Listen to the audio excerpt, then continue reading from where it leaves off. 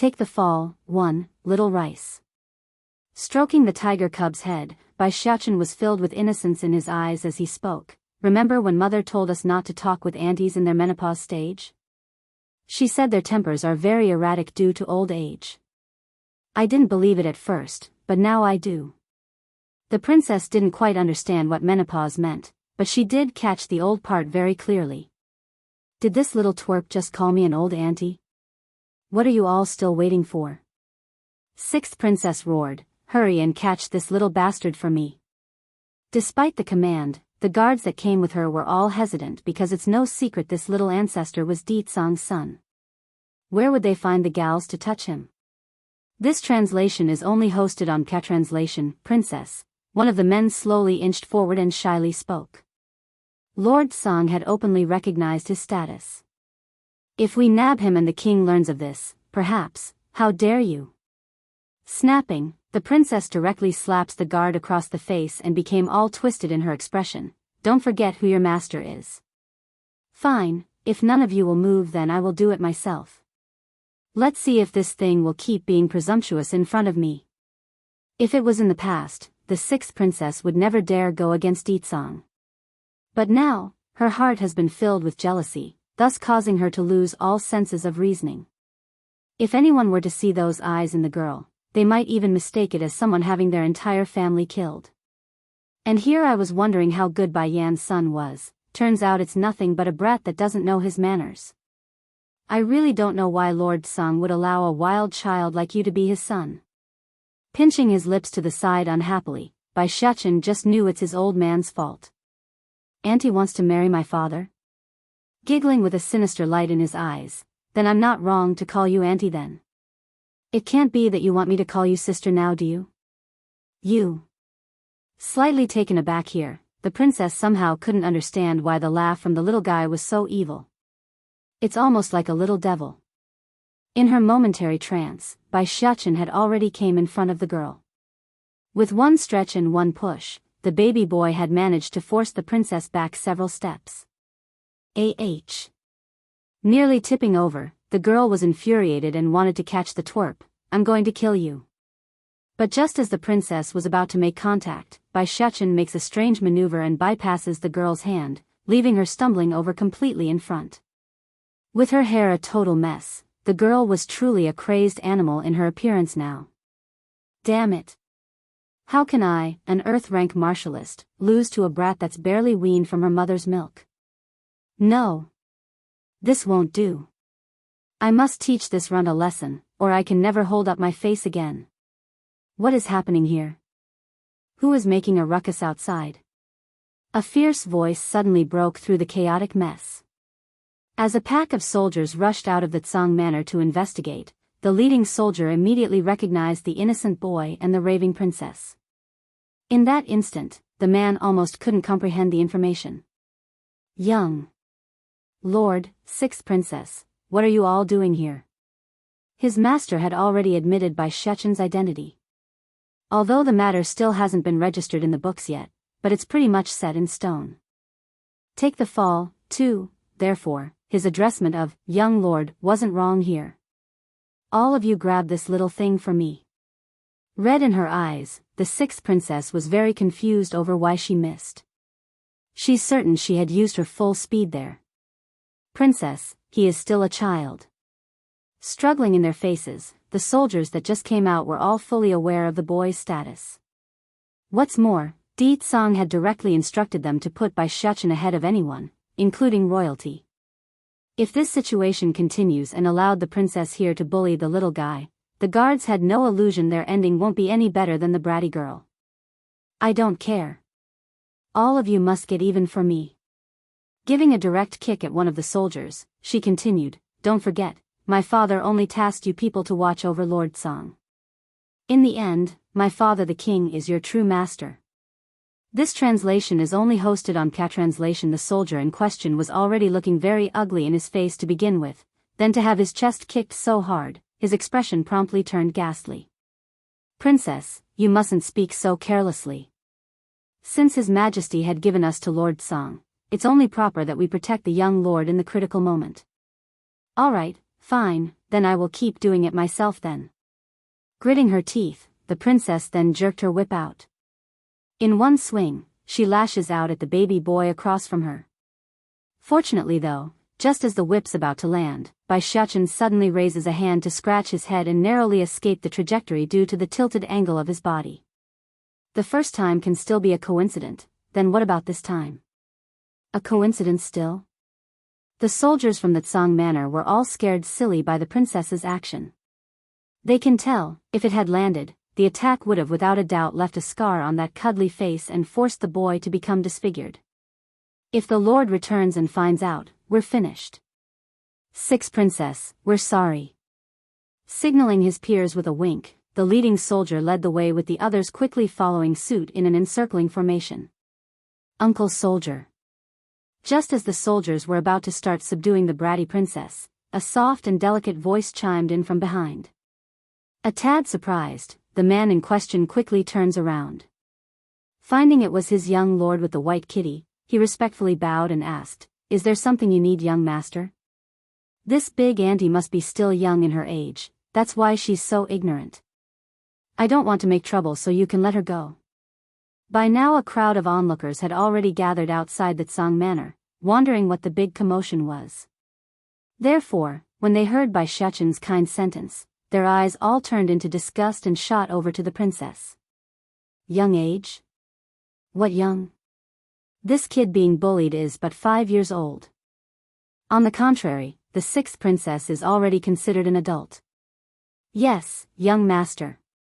The soldiers were honestly relieved to hear the order from the boy. They personally don't want to make a move against the princess either, but in order to keep Ditsang from hammering down his fury, they had no choice but to go ahead. With the young lord's order, even if they do release the girl, it's not their fault anymore. Just you wait and see. Swiftly reorganizing her messy hair, the 6th princess sent one last glare at the baby boy before charging right through the crowd. With the instigator of the event gone, so did the onlookers. While the soldiers from the Tsang Manor wanted to play escort with Xiachen, they were firmly rejected and driven away by him. Don't joke around. If these soldiers were to tag around, what else can he do? Little master, say it, what are you planning again? After all the people were gone and out of sight, Little Rice asked inattentively while grooming his fur. If the boy wasn't planning something against the princess, there's no way she would have made it out of here unscathed. That's the sort of personality the baby tiger came to expect of the boy. Little Rice, look, I got this from the bad auntie. Return the dowry, 3, is that right? Bai Yan throws a skeptic eye at Ditsang's lower half. If he never had a reaction before, then what changed? I didn't even do anything. Noticing the wicked gaze from the devilish woman, Ditsang's smile only got rosier. Now that you know so much, it's imperative that I don't let you go. In response, Bai Yan's face went dark, but it's you who told me everything. I don't care. I just know you are in on my secrets, so you have to stay by my side. Then I'm regretting asking you these questions. It's too late for that. Grinning, as if you can dump me so easily, you unlucky woman. Fine, if you really want to marry me, then you have to promise that you can't go for my bed until we are bonded. Otherwise, I will rather die than to accept you in the future. Contemplating the idea for a moment, Ditsang finally replied, very well, I promise you. He's already waited 6 years, another while won't make a difference here. But when the time does come though, Ditsang swears by his name that he will make her unable to leave the bed for 3 days straight. I'll go get someone to prepare the room for you, Bai Yan grits her teeth. Once your place is repaired, you are moving back. I'm all right with that. Without hesitation, the man answers on the spot. Repaired? Ho ho, that's only if it ever gets fixed. Slowly relaxing, Bai Yan had in fact lied here. When given enough time, she will use the opportunity to run with her son. It's not early anymore, so I'm going to rest. You serve yourself. After stating this, she swiftly rushed away, afraid the man would suddenly pounce at her again. Watching that departing back, Ditsang's smile somehow manages to become even more enchanting. It seems it's time for me to get married. Compared to the tranquility on this side, The Bai house on the other hand was in utter chaos. First was Di Tsang announcing to the world that they must return the dowry in order to save Bai Ji. Then came the news that their youngest daughter was currently taking customers at the flower brothel. Despite their swift response to go investigate in person, none of the Bai family members could get inside the establishment. To add insult to the injury, the flower brothel wouldn't even recognize they had seized the girl. With no evidence and no way to confirm if the news was true, their only recourse was to check the prison. However, their efforts also hit a brick wall on this front. The only answer they got from the prison guards were "You are mistaken, your daughter is still inside the cell." In the end, Yu Rong and Bai Jingxiang can only cave in and submit to Di Tsang's demand. The wife ran to the palace to retrieve the accessories she's given away over the years while the husband pressured his subordinate powers a second time to gather the funds. For a time, the entire nation was ran over with grief and anger. Some had even turned around to seek refuge under the lawn house. No matter how powerful a force was, if they lose the support of those below, it's an eventuality that another similar power would overtake the first. Bai Jingxiang knew at least this much, but he can't be too picky at this point. By the time the dowries were cobbled together, another month had passed. I will go match the dowries here with the list at the office. If even one thing is missing, I will have you puke it back out. Bai Yan coldly stares down at the red-eyed man that's supposed to be her father. Bai Yan, are you really going to go this far to completely disregard our father and daughter bond? The man's eye was full of anger. Tell me honestly, was it you who had Di Tsang persecute us? Lowering her teacup, Bai Yan only scoffed a laugh. Whether it's me or not, the fact remains that these belong to me. And, this is just the first step. Don't forget, everything that you have today is the result of my mother being overly infatuated with you. Or do you think those damn pills are without consequences? The man sneered, I've already returned what needs to be returned, and the pills are already consumed by me. Do you expect me to spit them back out? I won't have you spit them back out. Bai Yan paused, letting her dreadful smile take hold, but, I can have your strength revert back to the stage where you never ate the pills. Threat 1. Bai Jingxiang shuddered at the statement because he's got the strange feeling that this girl would surely carry out her threat today. Bai Yan, I'm your father. Tightly clenching those fists, his eyes burned with rage. Must you push us over the edge? If you don't want to let your strength revert back to before, then return the pills in which my mother gave you. From the day she returned to this place, Bai Yan had already made the decision to take back everything that once belonged to her mother. No more, no less. Bai Jingxiang's eyes were full of mockery. I originally didn't want to go too far based on our relationship, but now that you are willing to ignore the bond between us, then don't blame me. Pricking her brow, huh? Can it be, this man still has something in his hands that can threaten me? I know what you've been doing recently. Bai Jingxiang's expression turned cold. The reason why you can be so arrogant is because of the flower brothel's backing. Otherwise, where would you find the courage to make so much clamor in front of me? This translation is only hosted on K-Translation. Laughing hard in her stomach, Bai Yan had trouble keeping herself from breaking into tears. Oh, isn't that ironic? There's some people here who can't even get in touch with the flower brothel when they try. Leaning leisurely on the chair, a gorgeous smile arose from her face. Prior to this, Bai Jingxiang had tried several times to make a visit to this old manor after learning it belongs to the flower brothel. Unfortunately for him, the guards would drive him away at every turn, let alone let him step inside. If not for this case, Bai Yan would never allow such an evil-hearted man to come here. Bai Jingxiang's face sank. Bai Yan, you finally admits it, eh? Admit what? Asked Bai Yan, her eyes confused. Admit that you are the leading prostitute of the flower brothel. Sad in his face, Bai Jingxiang looked exactly like a father that's disappointed over his daughter's lost way. Bai Yan was dumbfounded here. Leading prostitute? And it's me who admitted it? How come I didn't know about this?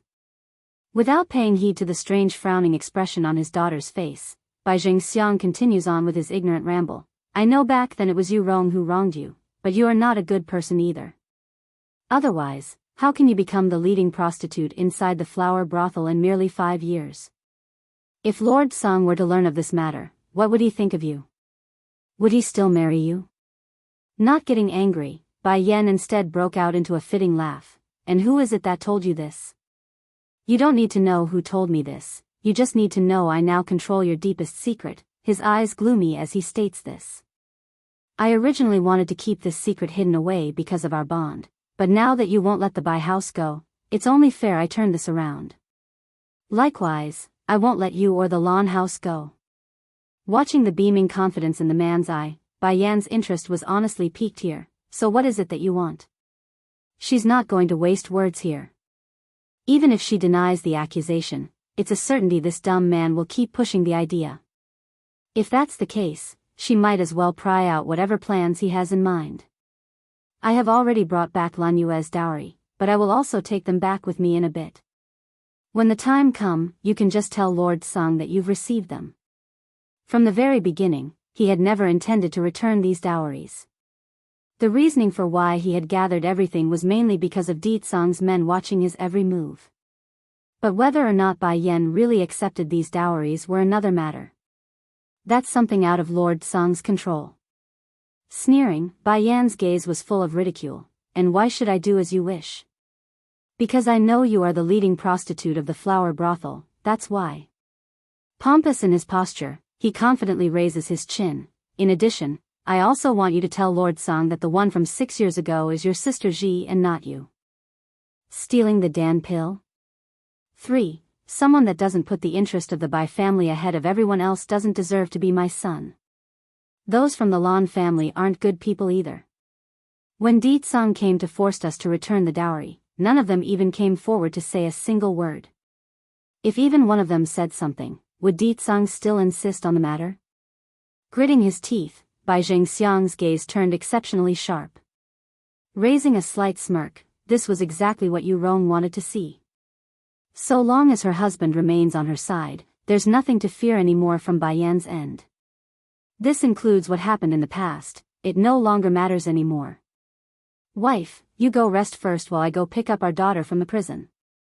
Be sure to watch your body during this critical time. At the mention, the man's heart instantly started to hurt.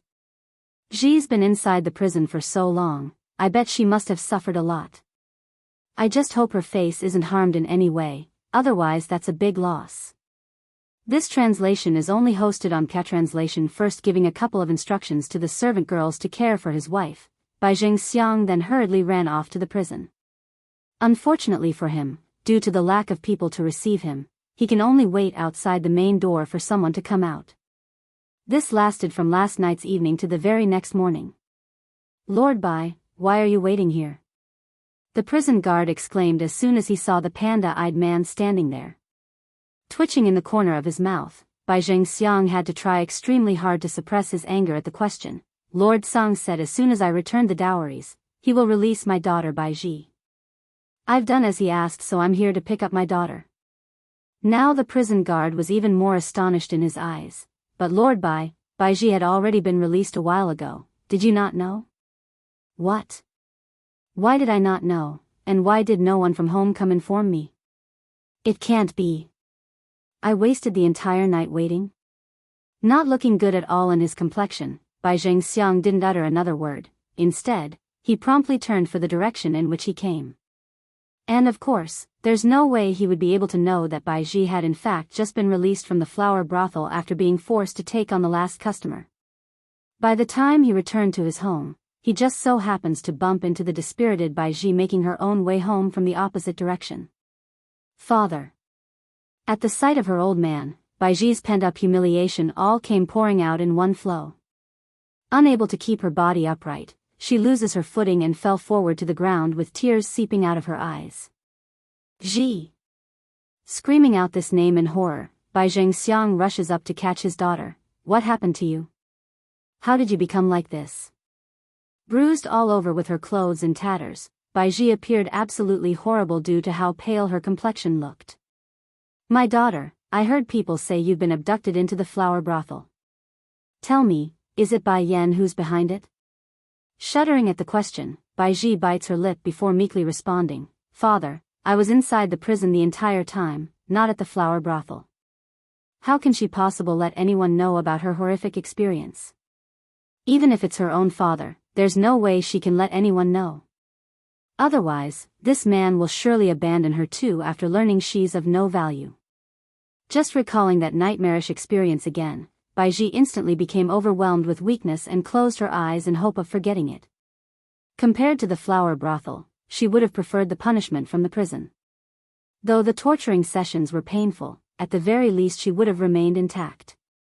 At the flower brothel, she could barely rest because of all the sickening men she had to serve.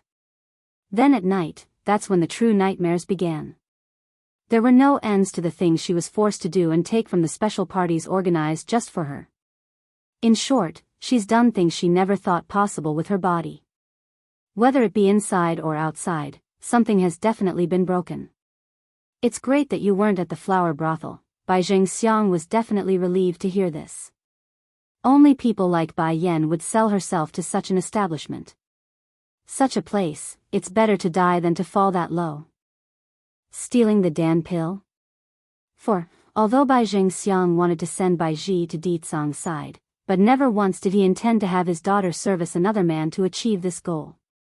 In his view, whether it be pre-marriage or after marriage, any women who loses their virginity or go out to cheat can only die for repentance. Father, did you say Bai Yan and the flower brothel are related? Holding her breath, Bai Ji forces herself to blurt this question out using that remaining strength in her vocals. A frosty chill flashed across the man's iris. Bai Yan is the leading prostitute of the flower brothel. This is already a well-known fact. That girl really is Lan Yue's daughter. If not for her mother's good personality and wealth, I never would have married that woman back then. Lan Yue was known as the kingdom's #1 beauty. Both virtuous and kind, any normal men would have prized such a wife. But in Bai Zhengxiang's heart, there's a blemish that can never be removed. This translation is only hosted on K-translation. Prior to their meeting, the dowager had always wanted Lan Yue to marry into the palace that even the king himself had once intended to make the woman his queen. Though Lan Yue in the end rejected the proposal, this man here still held the matter to heart and never once forgave the supposed betrayal. Due to Bai Zhengxiang's own anger, no one was able to notice the hatred spewing out of the girl's eye in this moment. Bai Yan. It is Bai Yan. It must be her, the reason why I was taken to the flower brothel and forced to go through that nightmarish hell. I will never let you go, Bai Yan. Daughter, you first rest and look after your wounds. Looking at all the injuries and bruises on her daughter's body, Bai Zhengxiang's brow inexplicably curled into a knot. We must remove these scars, otherwise, this will be a great shortcoming when you marry into the Tsang manor. Tsang manor? Stunned by her father's word, she depressingly lowered her head. Father, how can I enter the Tsang manor when Lord Tsang treats me like this? You don't need to worry about this matter, I have a way. All you need to do now is to look after yourself and wait for Lord Tsang to marry you.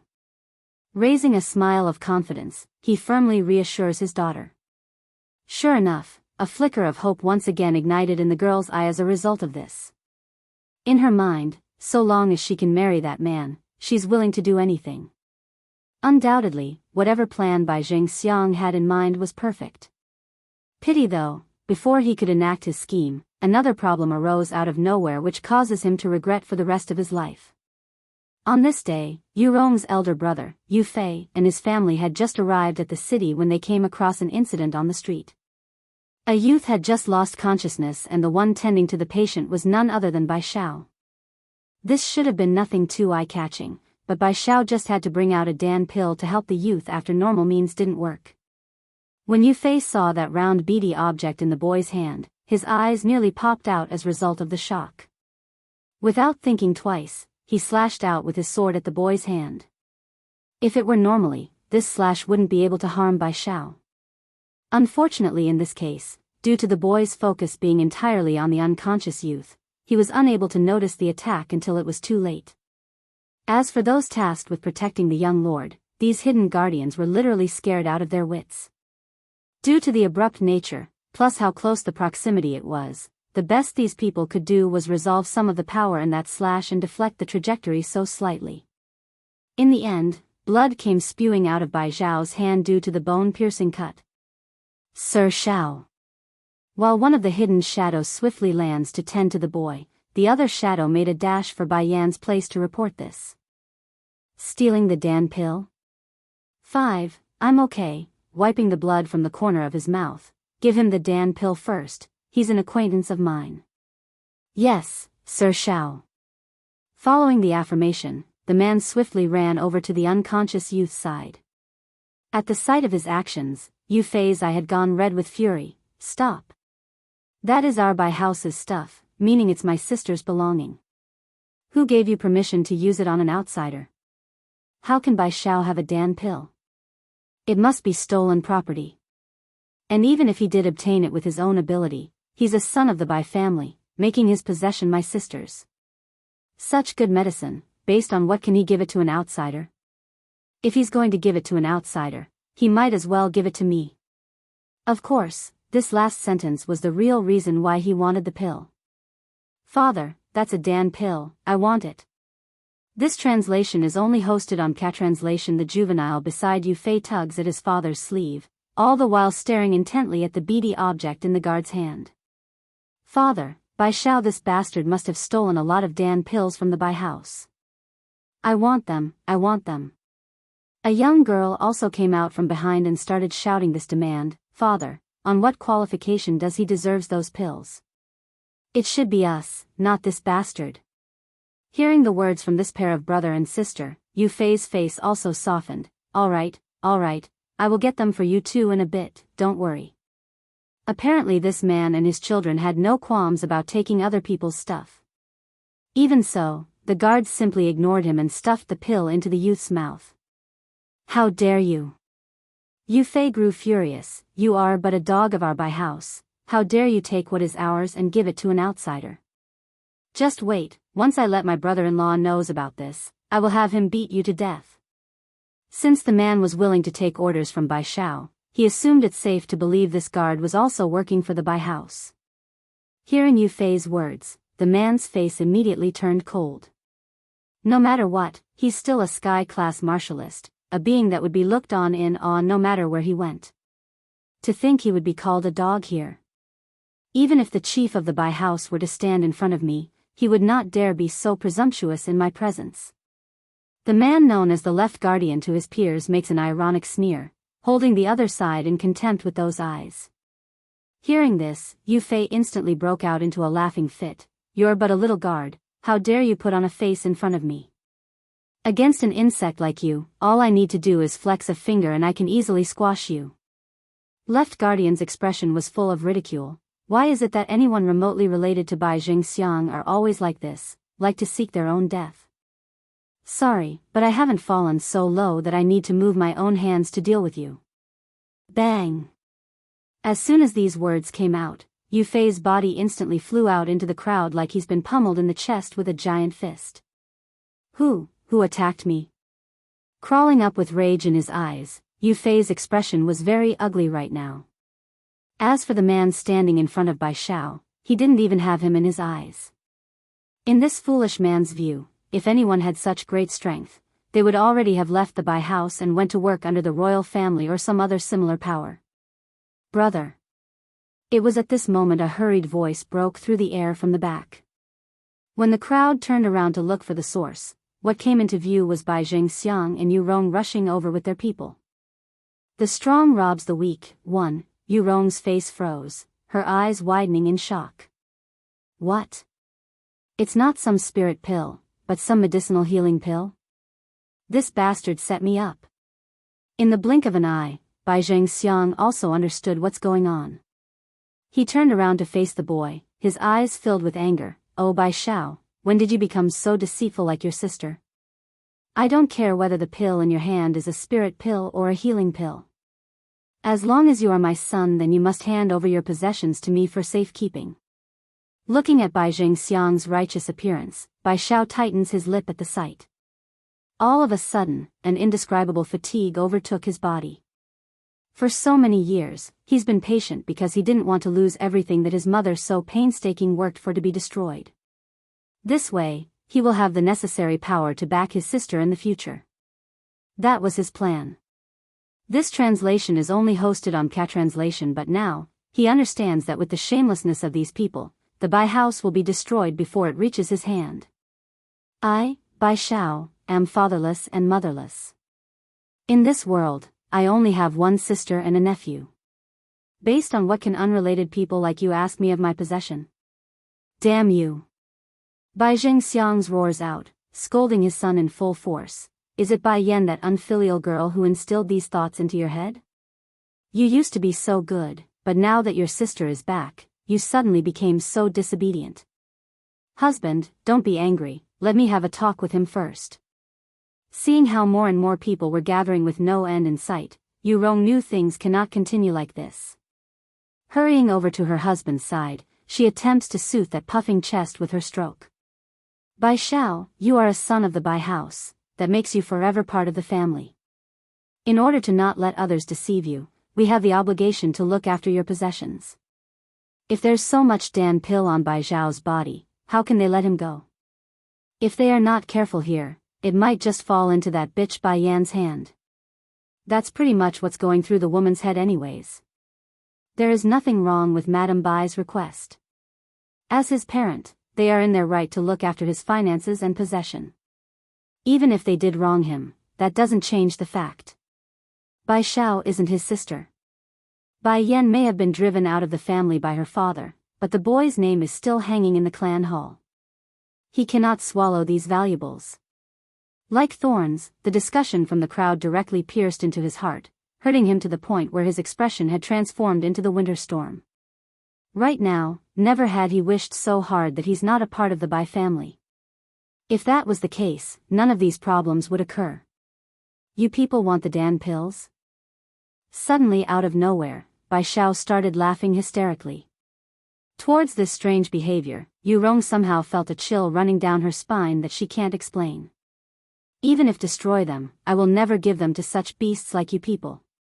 What did you say? Yu Rong widened her eyes. Based on what can you destroy my Bai family's stuff? Based on what? Based on the fact that these are all given to me by my sister. She's no longer part of the Bai family, making these pills unrelated to any of you. Boom. I can't do anything if you keep saying I'm a son of the Bai house, then what about my sister? She was openly expelled by you people, now you got nothing to say, right? Bai Yan? Yu Rong snickered at the statement. She's nothing but a leading prostitute at the flower brothel, how can she possibly get her hands on such valuables? Are you taking me for a fool?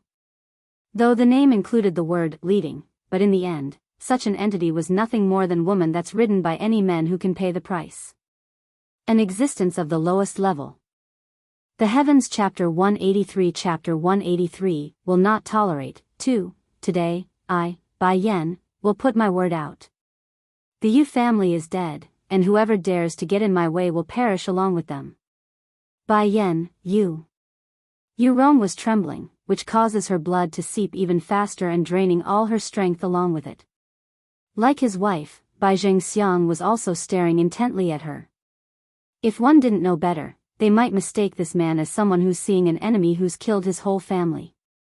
What are you staring at? Left Guardian was so angry at the man's attitude that he didn't think twice about slapping him across the face. Despite the humiliation, Bai Zhengxiang continues to stay silent with his face twisting into an ugly scowl that's no different from someone suffering from constipation. Even if he didn't have a brain, he did have enough insight to see that the foe was also at the sky rank in terms of cultivation. What's more, it's at the peak level, one tier higher than himself who's at the mid-level. This translation is only hosted on K-Translation, husband. Are you okay?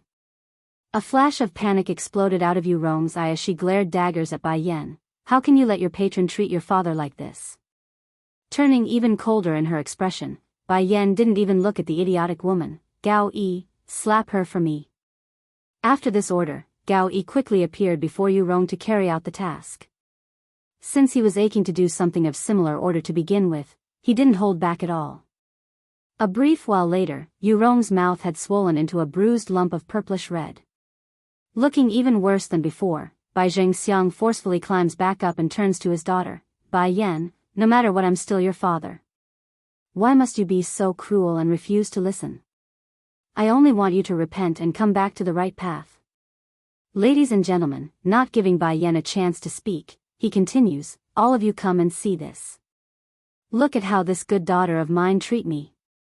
It's bad enough she's fallen in to become a leading prostitute at the flower brothel. She's now having one of her patrons humiliate her own family. Such a daughter deserves nothing but a miserable end. Not flinching in the least at the insult, Bai Yan only raised a smirk while letting the shameless man continue on with his rant. Sure enough, as more and more crowds gathered at the scene to listen in on his words, gasps and shock were hovering in the air. Oh heavens, did they hear it wrong? Bai Yan is the flower brothel's prostitute? The type that does on a regular basis for money? Just as everyone was astonished over the shocking news, an angry voice abruptly broke through the commotion. Bai Yan, I never thought you would be such a person. The voice was very familiar, so familiar that it caused her to raise a brow. Sweeping over to the source, Bai Yan can see it's the livid-looking Nangong Yi, Crown Prince. How surprising, to think you would recover so quickly after 200 rods. Going green in his face, Nangong Yi still haven't forgotten the pain from that ordeal. If not for his father's generosity of giving him a 4th-grade medicinal pill from the treasury, he would still be in bed moaning in pain. Unfortunately for this family, there were only 2 pills available. One was naturally for him, the other for his son. As for Bai Ruo, that woman can only remain in the bed due to her injuries.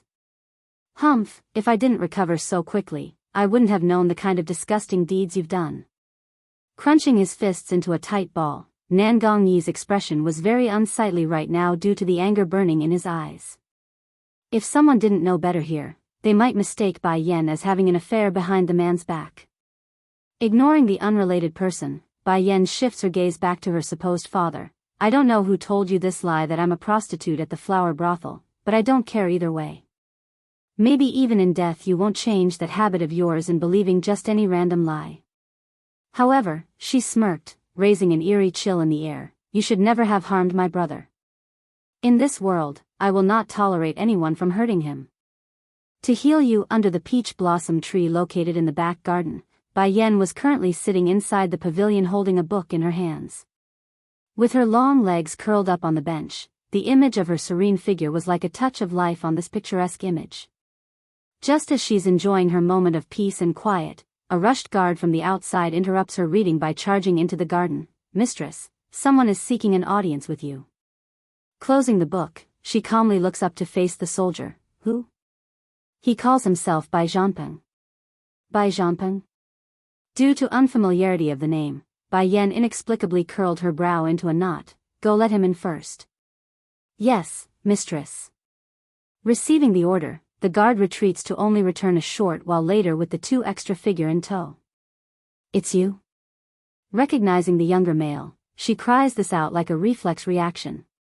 This translation is only hosted on Ka Translation. Miss Bai Yan, I hope you wouldn't mind me being so abrupt in my visit today. Raising a faint smile, Bai Zhanpeng attempts to help liven up his appearance. Sadly, due to that frail body and sickly complexion, there's no denying he's unwell.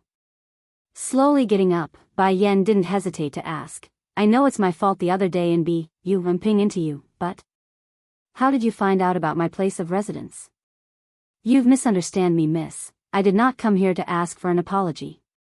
Breaking out into a cough again, Bai Zhanpeng stubbornly forces a laugh to mask that outburst. I came today because I have a very good impression of you, that's why I'm visiting.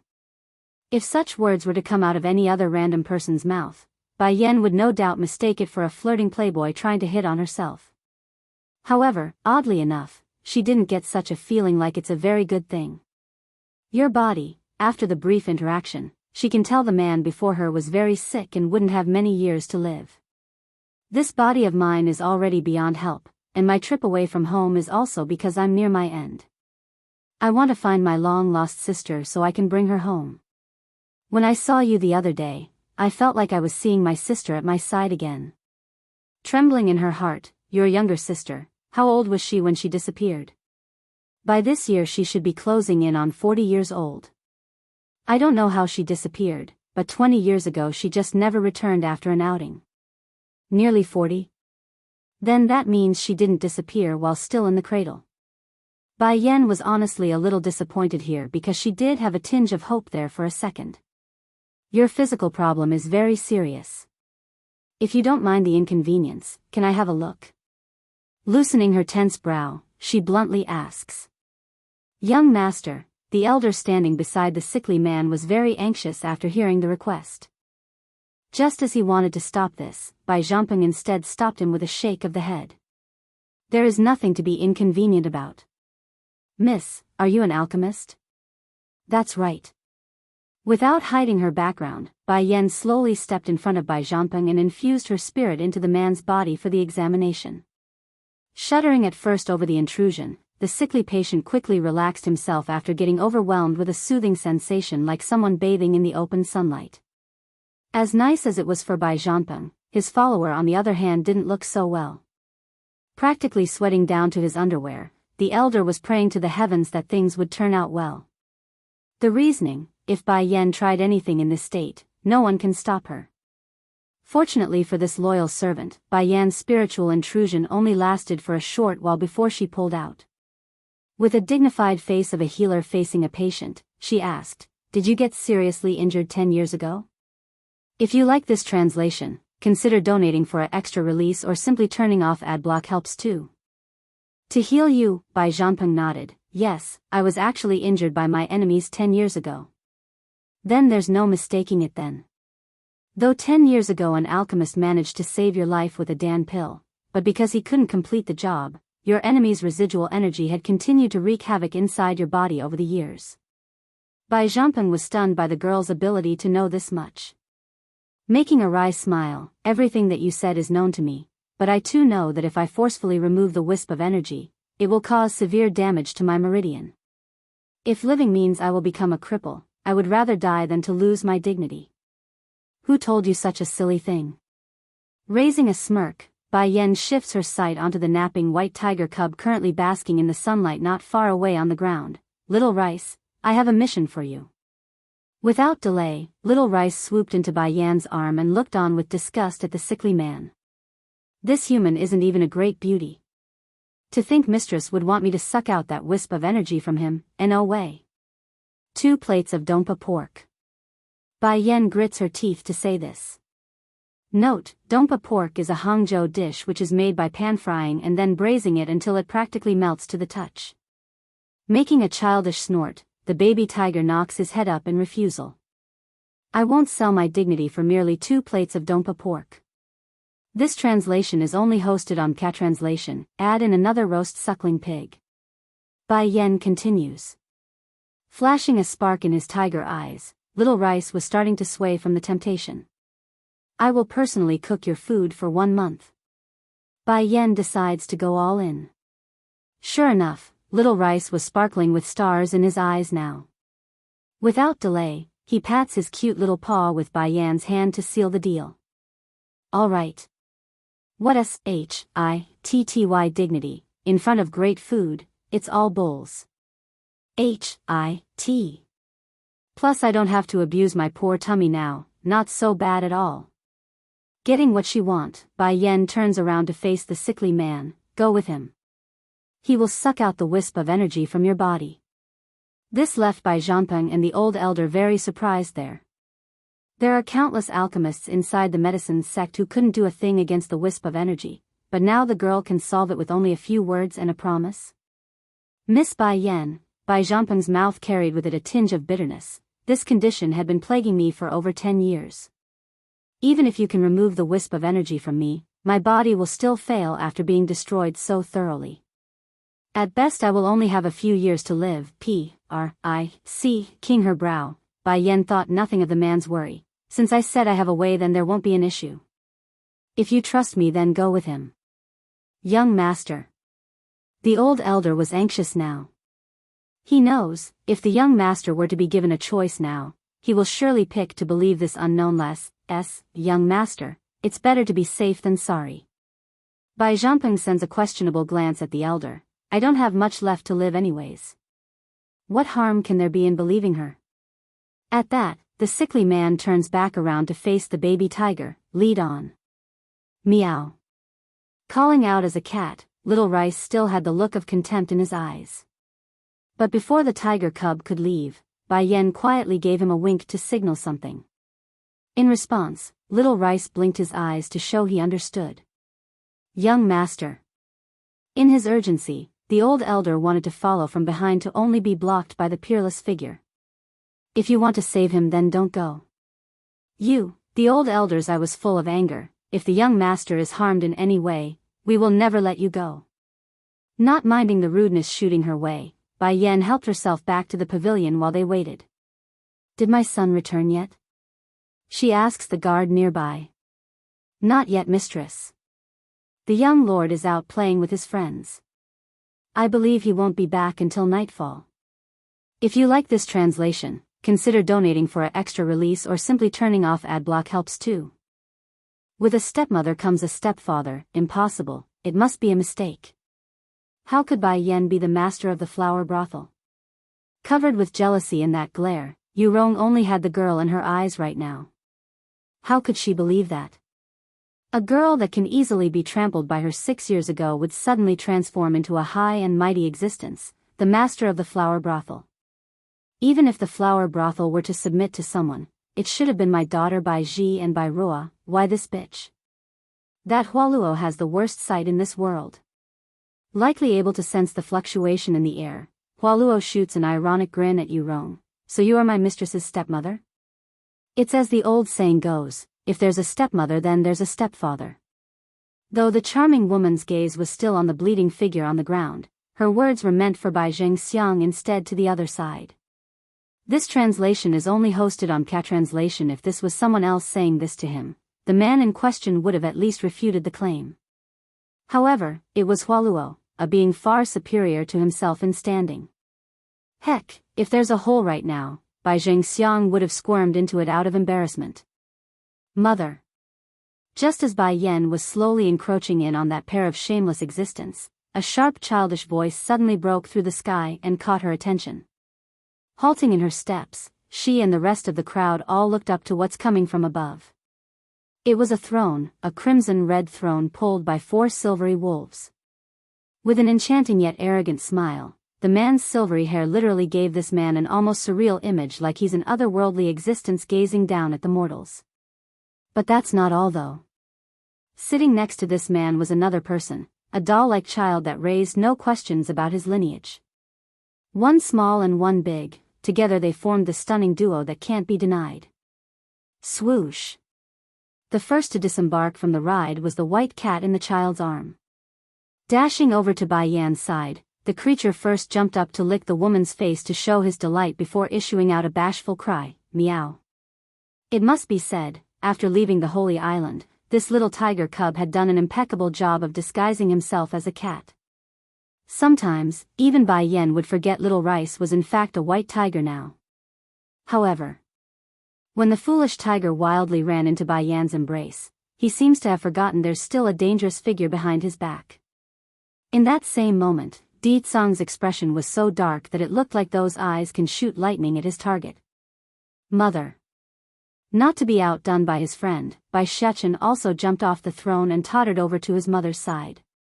With a lovely smile, the little steam bun softly said, I heard some people were bullying uncle, so we came.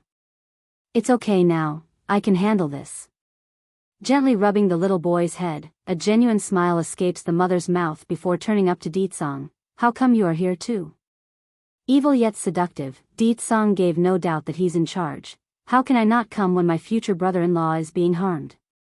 Bai Xiao, who was still in the middle of his astonishment, abruptly started to twitch in his expression after hearing that sentence. For some unknown reason, his heart was having a very difficult time accepting that form of address from Di Tsong. So who is it? Who's the idiot that's foolish enough to harm my future brother-in-law? Sweeping his threatening gaze across the onlookers, his eyes eventually fell upon Bai Zhengxiang in the end. Plop.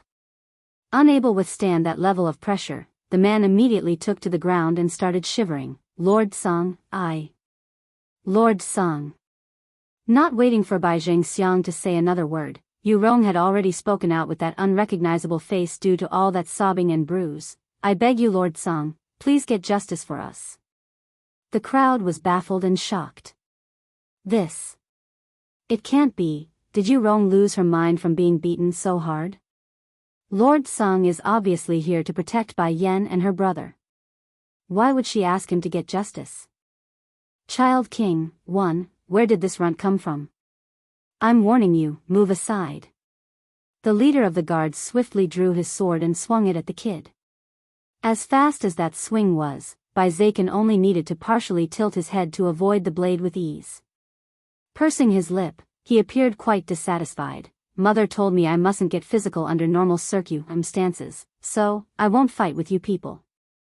However, making an innocent smile, I also have helpers of my own. Clipping his little fingers together to make a whistling noise with his mouth, Bai Shachen didn't need to wait long before a group of dashing red foxes came rushing down the street to attack the guards. Phew, phew. Huffing for air, G Xiaopeng suddenly shoots his head around while still pressing Nan Gonglin under his body. Shachen, your family actually have so many foxes? This translation is only hosted on Catranslation. Pursing his lips to one side, Mother told me Auntie wanted a fox, that's why I called for them. Since they were nearby after just arriving in the city, I figured they would be good for boosting our might. How can this be merely boosting our might? This is practically supernatural.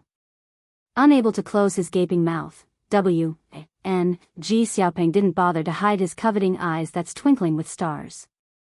Shachen, we are friends, right? Can you give me one too? Contemplating the idea, Bai Shaochen uncharacteristically shook his head. That won't do. I promised Mother that I will let Auntie have a fox. Once she's done choosing, then you can pick. Not minding it in the least, G Xiaopeng was literally blooming in his smile. Okay. From now on I don't want to be your brother, I want to be your follower. As compensation, you must give me a female fox. Why a female fox? It's my father's fault. He said because I'm so fat and stupid, I will likely not be able to find a wife in the future. So, I figured if I can't get a wife, I might as well marry a female fox as a wife. To hear the chubby boy's hair-raising comment out of the blue, the foxes still scurrying around Bai Shachen's body instantly froze. In their haste due to fear, the female population in the fox pack swiftly made a dash to hide themselves. G Xiaopeng, look what you've done, you scared my foxes.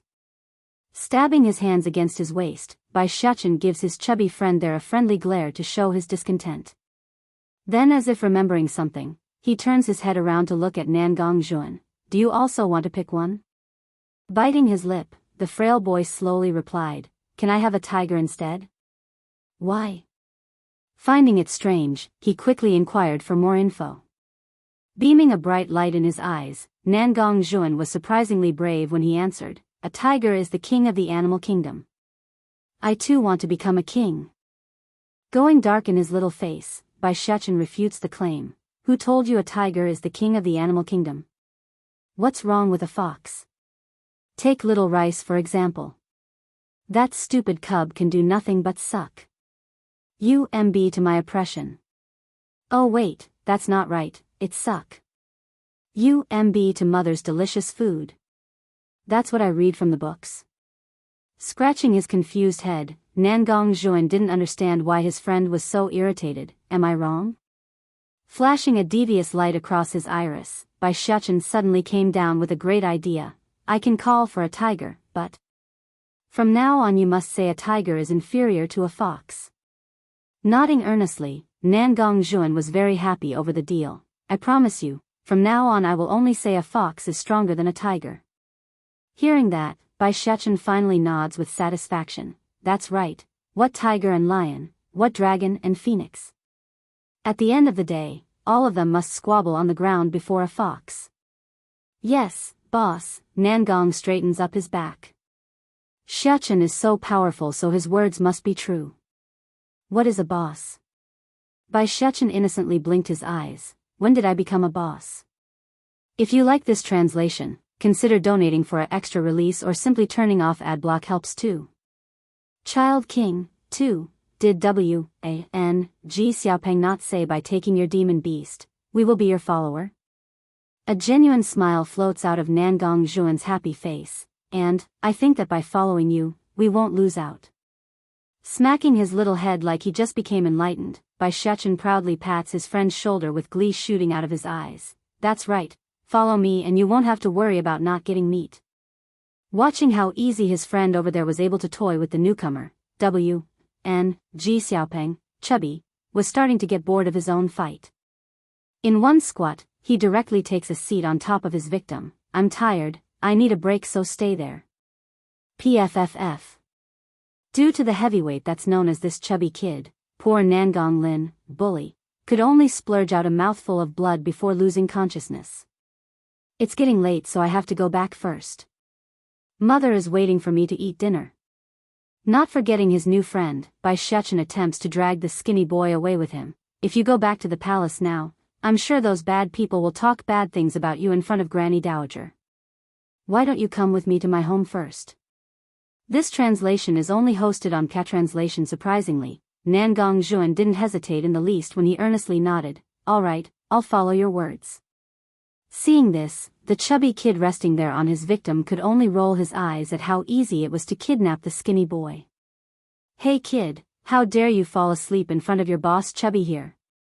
Ji Xiaopeng had rested enough. Climbing up, he didn't wait to give the unconscious bully a good slapping to knock him out of his coma. Truthfully, Nangong Lin didn't act there, he really did faint a minute ago. I'm warning you, Nangong Zhuan is under my protection.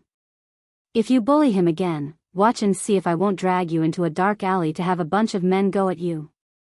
Knocking his chubby face up proudly, Ji Xiaopeng only learned of this saying while he was eavesdropping on a ruffian trying to threaten a woman the other day. He didn't expect it to come in handy here. My father is the crown prince. Nangong Lin was shaking all over as he wept.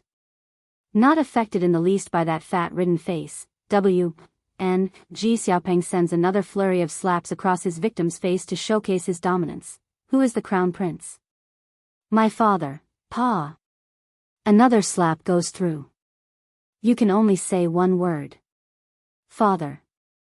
Only then did Ji Xiaopeng toss the fat bully aside. That's right, good son. Now there was no holding back the tears for Nangong Lin. Never in his life had he been insulted and bullied to such an extent. Bai Shechen, we're leaving.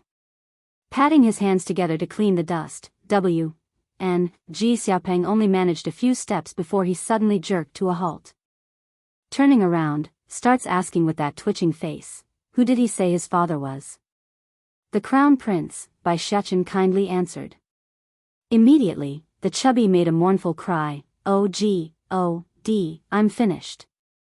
Don't worry, as long as I'm here, his father won't be able to take revenge on you too. Patting his chest with confidence, Bai Shechen sounds like his words are law. It's not that, it's my father. He will kill me if he learns of what I did. His father had repeatedly warned him not make trouble outside, yet he's done exactly that. Of all the people he had to hit, he had beaten up the one son belonging to the crown prince of the kingdom.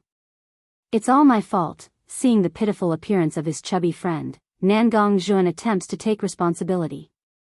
No, it's not your fault, shaking his chubby head, I'm only getting a beating, what's the big deal?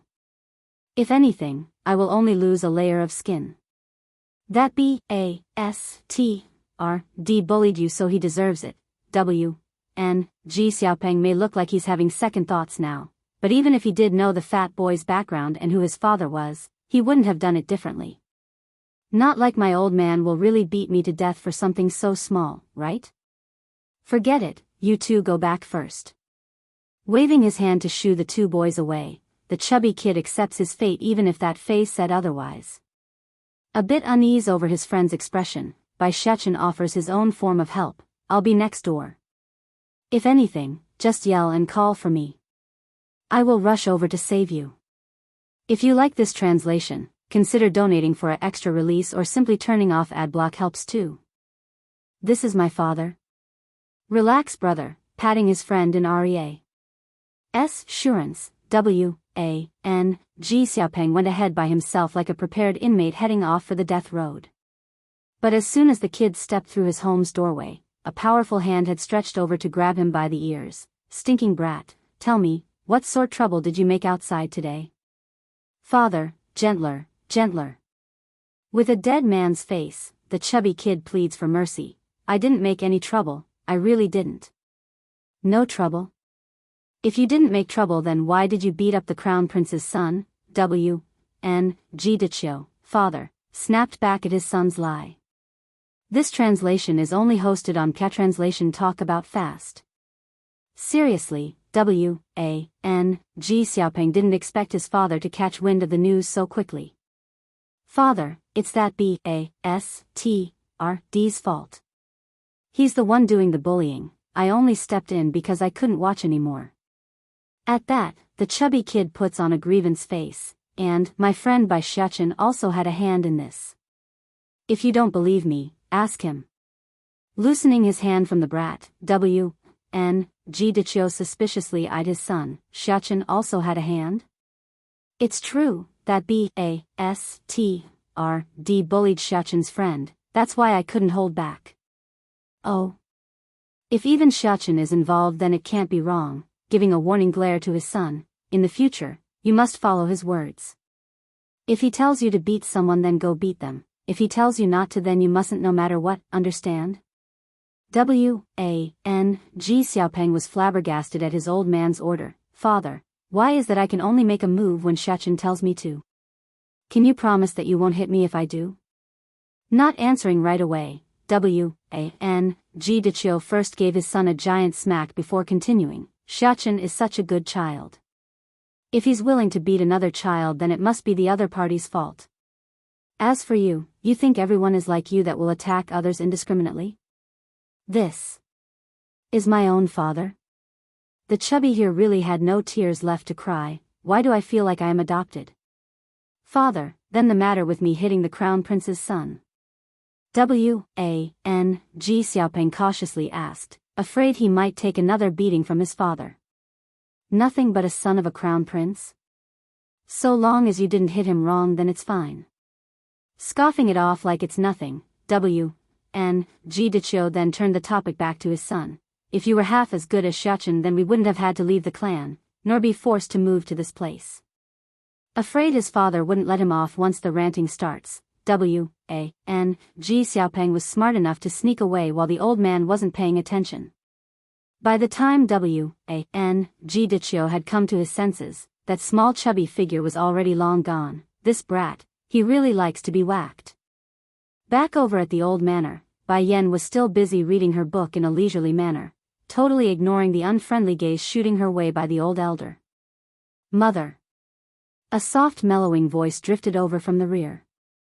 By the time Bai Yan looked up to search for her son, Bai Xiachen had already pounced into her arms to give the woman a heartwarming smooch on the cheek. I'm back, mother. And guess who I brought with me, Nangong Zhuan. P.R.I.C. King her brow, only then did Bai Yan notice the frail-looking kid quickly running over. Apparently Nangong Zhuan was still somewhat uncomfortable. A bit stiff, his eyes revealed a speck of envy at his friend's fortune. If you like this translation, consider donating for an extra release or simply turning off adblock helps too. I'm willing to be your disciple. Bai Yan couldn't resist a laugh, he's still a child in the end. Xiachen had always been lacking in company. If able, do you want to stay by our side? Looking on in disbelief at the woman before him, Nangong Zhuan almost couldn't keep his words clear. I can stay? If you want to stay, then no one can drag you away. Slowly getting up, Bai Yan revealed a welcoming appearance. Also, I can see your talent isn't bad, just that they've been buried over the years. If you want, I can take you as my disciple. Are you willing? In the eyes of the child, joy was overflowing. Yes, I want to stay. Xiachen, patting her son's head, you go with him to wash up, I still have other things I need to attend to. In addition. In a flip of her hand, Bai Yan pulls out a bottle of medicine for the young boy. This translation is only hosted on Translation. This medicine can cure your internal injuries.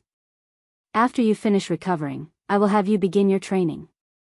Watching the precious bottle placed before himself, Nangong Zhuan didn't try to hide the strong level of emotions running through his eyes. Conviction quickly showed itself on the boy's face. Shifu, in the future I will definitely stand at the top and not let you down. As per his vow, the young prince would eventually reach his goal while never forgetting the ones who changed his fate forever. Nangong Juan, come, I'll show you to your room.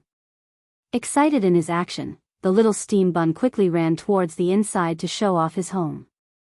Watching the two kids enjoying themselves so much, as a mother and now a Shifu, Bai Yan couldn't resist breaking out a smile at the scene. Miss Bai Yan's eyesight is quite good, a complex look gripped the old elder's face. To think you would come across such a talented sapling. Not showing humility at the praise, Bai Yan takes a sip from the tea handed to her by the nearby maid. So you noticed it too? That child carries pride in his very core. Such apartment will no doubt give him a bright future, so how can I not bring him to my son's side? Moreover, the kid was her son's friend. It's unavoidable that she will be more lenient when it came to children of this age group. Whether or not he can be extraordinary in the future is hard to say. What I do know is that he will need more than just luck, he will need a Shifu that's willing and capable to help him. Making a lamenting sigh, the elder then continues like he just missed a great opportunity. I can see his strength is very low, so I'm assuming he's been neglected for over the years. It's precisely as the old elder said. From the very day Nangong Juan was born, his mother had set away, leaving him all alone in this world. Even if a person was talented, it's useless if no one can be there to nurture it. Are you trying to steal him from me? Raising her head, Bai Yan looks on meaningfully at the tempted elder. I won't deny that I am somewhat tempted by the child's buried talent, but the current me don't have the energy or time. To me, the only thing that matters is my young master's well-being. Miss Bai Yan, I must give you this warning. If anything happens to my lord during the treatment, you won't be able to escape responsibility. Just as the old elder had finished his speech, Bai Zhanpeng, sick man, also arrives at the scene under the leadership of Little Rice. Unlike before, his appearance didn't look so weak anymore. Young master. Anxious to check up on his lord, the old elder was shocked to find how obvious the changes were. You're okay? Making a slight nod, Bai Zhanpeng confirms the elder's suspicion. The residual energy inside my body is destroyed. Because of how sudden this great news came at, so sudden that it caught the elder completely off guard, he didn't know how to react. It appears his suspicious attitude from earlier was a horrible mistake. Miss Bai Yan, turning around, the loyal servant makes a respectful bow. I apologize for my offense from earlier. Thank you for saving my young master. If it weren't for you, then, if you like this translation, consider donating for an extra release or simply turning off adblock helps too. He is a 5th rank alchemist. The more he talked, the more the tears came rolling out of the elder. How many years has it been? For the young master's illness, the medicine sect had exhausted everything to only come out with nothing. But now, this girl was able to cure it with minimal effort. No matter what, she will forever be the benefactor of the whole medicine sect. Just that, can I ask what sort of method did your kitty use? A faint glow emulated out of the elder. We've tried many things over the years, but all had failed at what you did with ease. This, Bai Yan's expression became a little awkward. That's difficult to say. Startled, the answer was honestly outside of the elder's expectation because the girl only had to say no instead of saying it in such a roundabout way. This translation is only hosted on Translation, young master. Since Bai Yan wouldn't tell him, he can only turn around for the patient instead. Like Bai Yan, the sick man also showed a somewhat awkward expression. I don't know either. When I got into the room, the next thing I knew was that I fainted away. By the time I awoke, the wisp of energy inside my body was gone. Now the situation only got more awkward. Showing an embarrass. Said glow on her cheeks, Bai Yan only didn't want to explain the procedure because she knew the man would refuse if she did. That's why she gave the wink to Little Rice when they left. It's to tell the tiger cub what to do. That's so, the elder appeared disappointed. Because of this reason, he seems to have misjudged Bai Yan as not wanting to reveal the secret instead of just being embarrassed. Said. No matter though, what's important to him was his young master's health, so everything else can step aside. I have here a written prescription. Rummaging through her pocket, Bai Yen finally found the paper she had prepared earlier, by the items on the list for me. It's to help your young master's health. His physical body hasn't recovered yet, so he needs some pills to aid him. Shocked by those words, the elder immediately spread open the folded paper to be completely surprised by the content. Frowning, he was perplexed by the recipe. There are numerous alchemists in the medicine sect, plus he too was a 5th-grade alchemist, but never had he seen such a combination of ingredients. Miss Bai Yen, what kind of medicine are you trying to concoct? A 5th-grade Vitality Rejuvenation Pill. Vitality Rejuvenation Pill was the byproduct of her research in improving the biorestoration Dan pill used by old Lord Lon back when the grandpa was ill. The reason why the other pill wouldn't be effective here was due to Bai Zhanpeng's body. It's much more severe. 5th-grade medicine? Compared to this never-before-heard-of Dan pill, the elder was more surprised by the girl instead. Though he himself may be a 5th-rank alchemist, but that's due to many years of effort and study. While on Bai Yan's side, she was no more than 20, an age not even half of the elder's. A 20-something 5th-rank alchemist, is she trying to give me a heart attack? Bai Yan made a face like she won't be refused. His body is too weak. Unless I use something of that level, he won't be able to recover. Therefore, you must prepare over 10 portions. With that much material, I should be able to create 100 pills for him, more than enough until his body is fully recovered. Shuddering in his hands, the elder almost couldn't catch his breath. Miss Bai Yen, you say you can create 10 pills in one pot? Bai Yen frowned, perplexed by the question. At least 10 per pot. But just in case, I asked for a bigger portion as insurance. What? At least 10? Then what if there's extra? The elder almost couldn't keep his head together now due to the astonishing shock from the girl's statement. In his desperation, he had to keep reminding himself it must be a lie, an exaggeration. In truth, due to Bai Yan's closed-off living style at the Holy Island over the years, her interaction with other alchemists in this world were limited. Even if she did meet a few out on her travels after leaving the Bai house, the numbers wouldn't be very high, hence the reason why she's unaware of how high her own alchemy was. There shouldn't be that many as bad as her own 3 shifis, right? If you like this translation, consider donating for an extra release or simply turning off adblock helps too. Music Valley's mistress, too. I can allow Bai Yen to become my side wife, however, raising a smirk, Nangong Yi pauses before continuing, I won't allow her bastard child into my house. Bai Ruo too also raised an imperceptible smile at her husband's declaration. Husband, don't worry, I can assure you my sister will do it. She's a smart person, she will know what's best for her. Di Tsang may be strong right now, plus she has the flower brothel in her hands, but neither of them can match up to our son's status. Our son is born under the worship of the animals in this world, making him destined to be extraordinary. Even it is Di Tsang, the only future awaiting that man is kneeling before our son. A faint sinister glow beams out of her eye. Like his wife, Nangong Yi's expression also improved somewhat. If she really is so smart, why did she refuse me and chose Di Tsang instead? So what if Di Tsang is powerful? In the future, this kingdom and the world will eventually be my son's. By then, I will have that man never be able to stand up again. Husband, making a faint chuckle, Bai Ruo puts on a confident face. That's because back then you didn't love her. If you simply pretend that you do, I'm sure she would fall into your arms at the slightest push. Humph, Bai Yen is indeed very clever. Unfortunately for her, such a futile approach in luring me is useless. I will never love her. If anything, the most I will do is covet her body and beauty.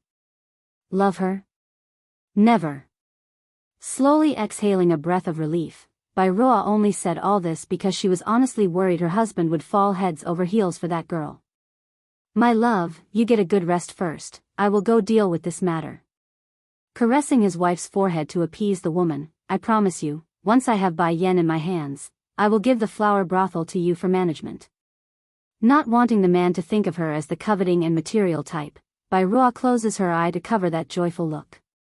Instead, she puts on a soft mellowing voice, Husband, I only care for you in this world. That flower brothel and whatever, I don't care for any of it. In this world, there's nothing better than a woman professing her love for you. Very moved by that statement, Nan Gong-yi tightly holds onto his wife's hand. My love, my promise will not change once it's given. Just wait, I will make you the mistress of the flower brothel. But, my sister won't agree. Roa tightens her lip to make a helpless expression. Scoffing a laugh, Nan Gong-yi didn't think twice when answering. In this world, it's always the husband first. Once she's mine, the ownership of the flower brothel will naturally be in my hands. By then, what else can she say?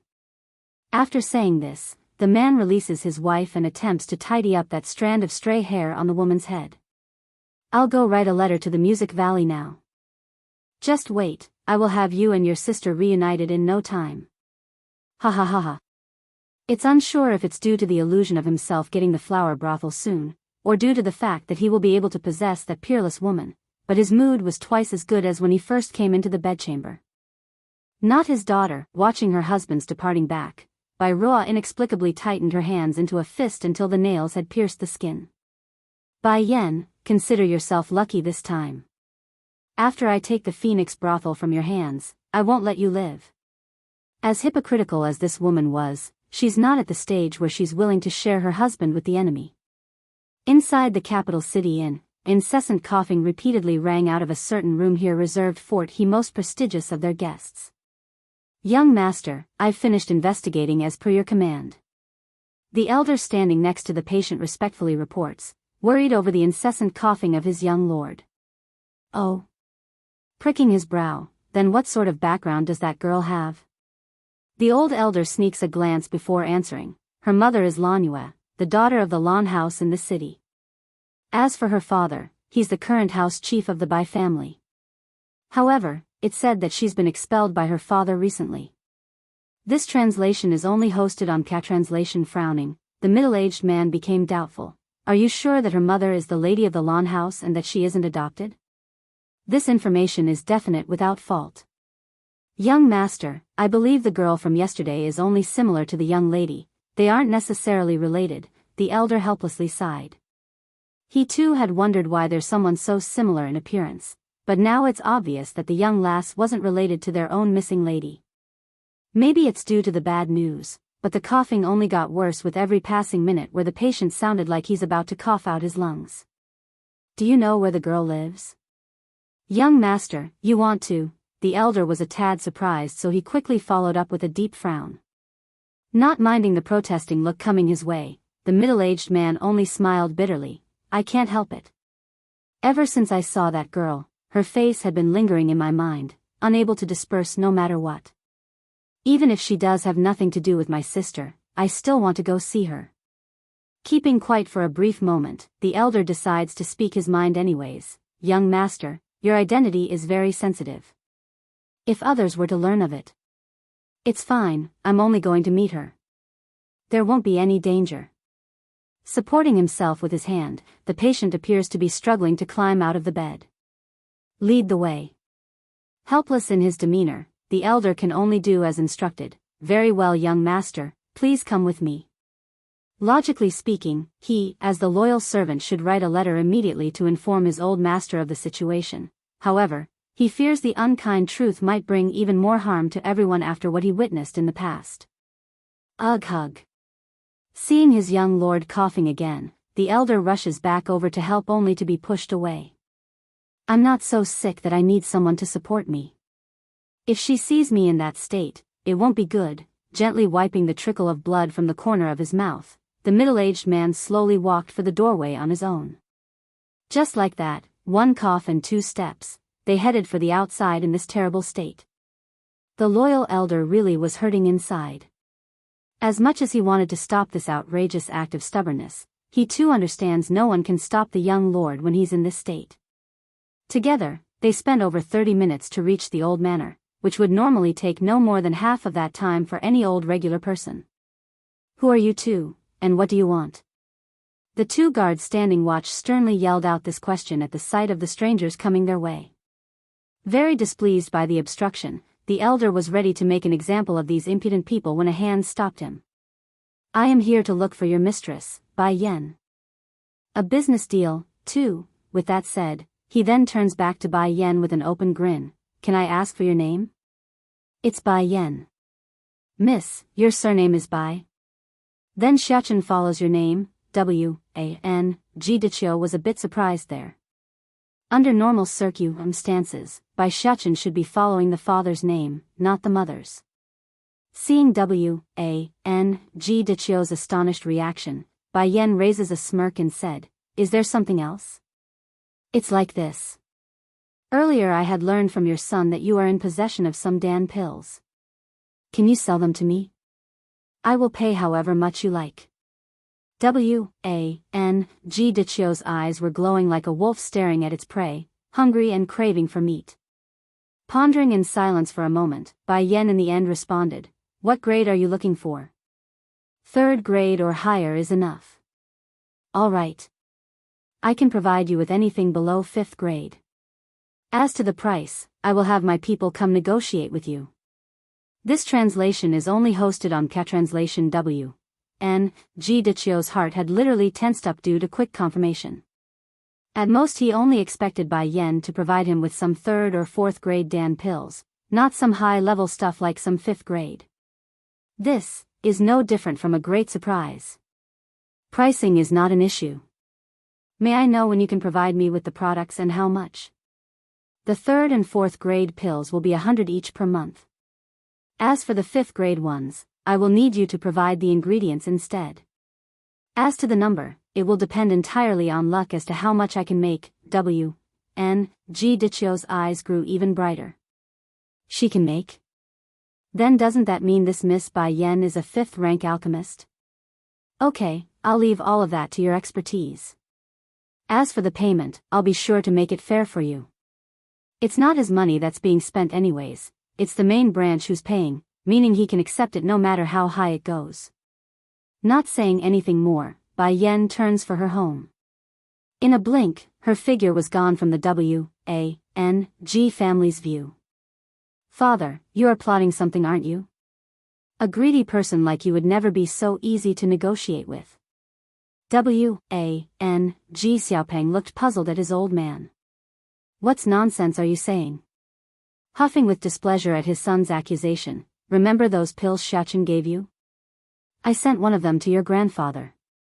After its appraisal, the alchemists back at home said the effects are far superior to any other out there. That's why I never sold a single one of the pills that I confiscated. I offered them all to your grandfather and was given explicit permission to purchase as many as I can." Showing a cheeky smile, W.A.N.G. Dichio was very confident about this deal. If he succeeds, it's likely he and his family will be able to return to the clan through these Dan pills. So that's why, it's not your money. No wonder you are so quick to say yes. The chubby knocks a sneer, holding his father in contempt. There's no illusion in W.A.N.G. Xiaopeng's mind that his father was a profiteer of the highest level. No matter how small the deal, even a small purchase at the market, his old man would squeeze the opponent dry for all they had before he's satisfied. How can you say that about your old man? Since you won't be inheriting the main household anyways, why not take advantage of this fact and benefit ourselves and our friends in the process? Shooting his inconsiderate son a glare, the greedy man really wanted to give the kid another smack. This was his main purpose, to take a big cut out of the main family. He only left the main clan because he was forced to, not because he wanted to. As for why he had to, his older brother and nephew definitely had a hand in pushing for the outcome when they were down. Scratching his head, the chubby was still uncertain over his old man's plan, but will Grandpa agree? Ho-ho, showing a devious smile, W.N.G. Dichio sounded very confident. "I have already informed your grandfather ahead of time. I said the reason why these Dan pills are so good is because the alchemist in question had overspent their time in concocting this batch. Therefore, it's limited and can't meet demand. If you like this translation, consider donating for an extra release or simply turning off adblock helps too. Youngster Wenru, 1, when the time comes, he too will have the capital to make demands. Brat, you have to study these business tricks well. Even if you can't inherit the main family's fortune, you must at least be able to fend for yourself and not be butchered to death. Wang Deqiu really wanted to smack his son again for being so lazy. If this kid could be even half as good as Shechen, then I won't have to worry so much. I got it, the chubby gives a perfunctory nod. Next second, Wang Xiaopeng had already dashed away for the door because he knew what his old man was planning to do next. Furthermore, this naughty kid didn't forget to stick his tongue out as his own form of retaliation. Grimacing at the brat's demeanor, Wang Deqiu starts giving his son the chase. "You stinking brat, watch how I will beat your butt silly this time." Back over at the old manor, Bai Yan was busy sipping away at her tea while waiting for her subordinate to arrive. This translation is only hosted on Cat Translation. Mistress, is there something you need by calling for me? Hua Luo, head of the flower brothel, makes a partial kneel after entering the main reception hall. I made a business deal with the Wang family from next door. Have Lady Chu go negotiate the terms with them. Yes, mistress, the enchanting woman respectfully complied. Oh yes, I wanted to ask you for a while now, how are the training for those alchemists going? Lowering her teacup, Bai Yan softly asked. In this world, strength was most certainly important, but that's not all there was to it. Alchemists are also important in a different way. The powerful undoubtedly can take whatever they want with their sheer strength, but alchemists have their own means to get what they want. Even without a high level of cultivation, they can turn to other powerful individuals to ask for help if needed. That's why, starting from 3 years ago, Bai Yan had secretly gathered a group of alchemists for her own use. Just that due to her own busy lifestyle, she never once checked on their progress. Mistress, the alchemists we brought in have all made great improvements, with every single one of them reaching at least second rank. For those more talented, we now got 30 at the 3rd level and 9 at the 4th level. Then what about the 5th level? She asked with a frown. This, except for Wenru, no one else was able to achieve such results. Wenru was a person Bai Yan met along her journey 3 years ago. At the time the youngster was still arrogant and rude, therefore, the two quickly got into a conflict after they became interested in the same treasure. If martialists like to settle their scores by having a fighting match, it's only proper the alchemist profession would compete with their skills in alchemy. And that's precisely what the two did. After losing, Wenru had since sworn allegiance to Bai Yan. No one being able to break into the 5th level is within my expectations, but the number of 4th ranks are too low. How can there be only 9 people when we conscripted over 200 talented genius back then? Bai Yan's expression clearly didn't look so good as she slowly got up from her chair. Nervous in her tone, Hua Luo knew her next words will only make the woman even unhappier. Nevertheless, she says it anyway out of loyalty.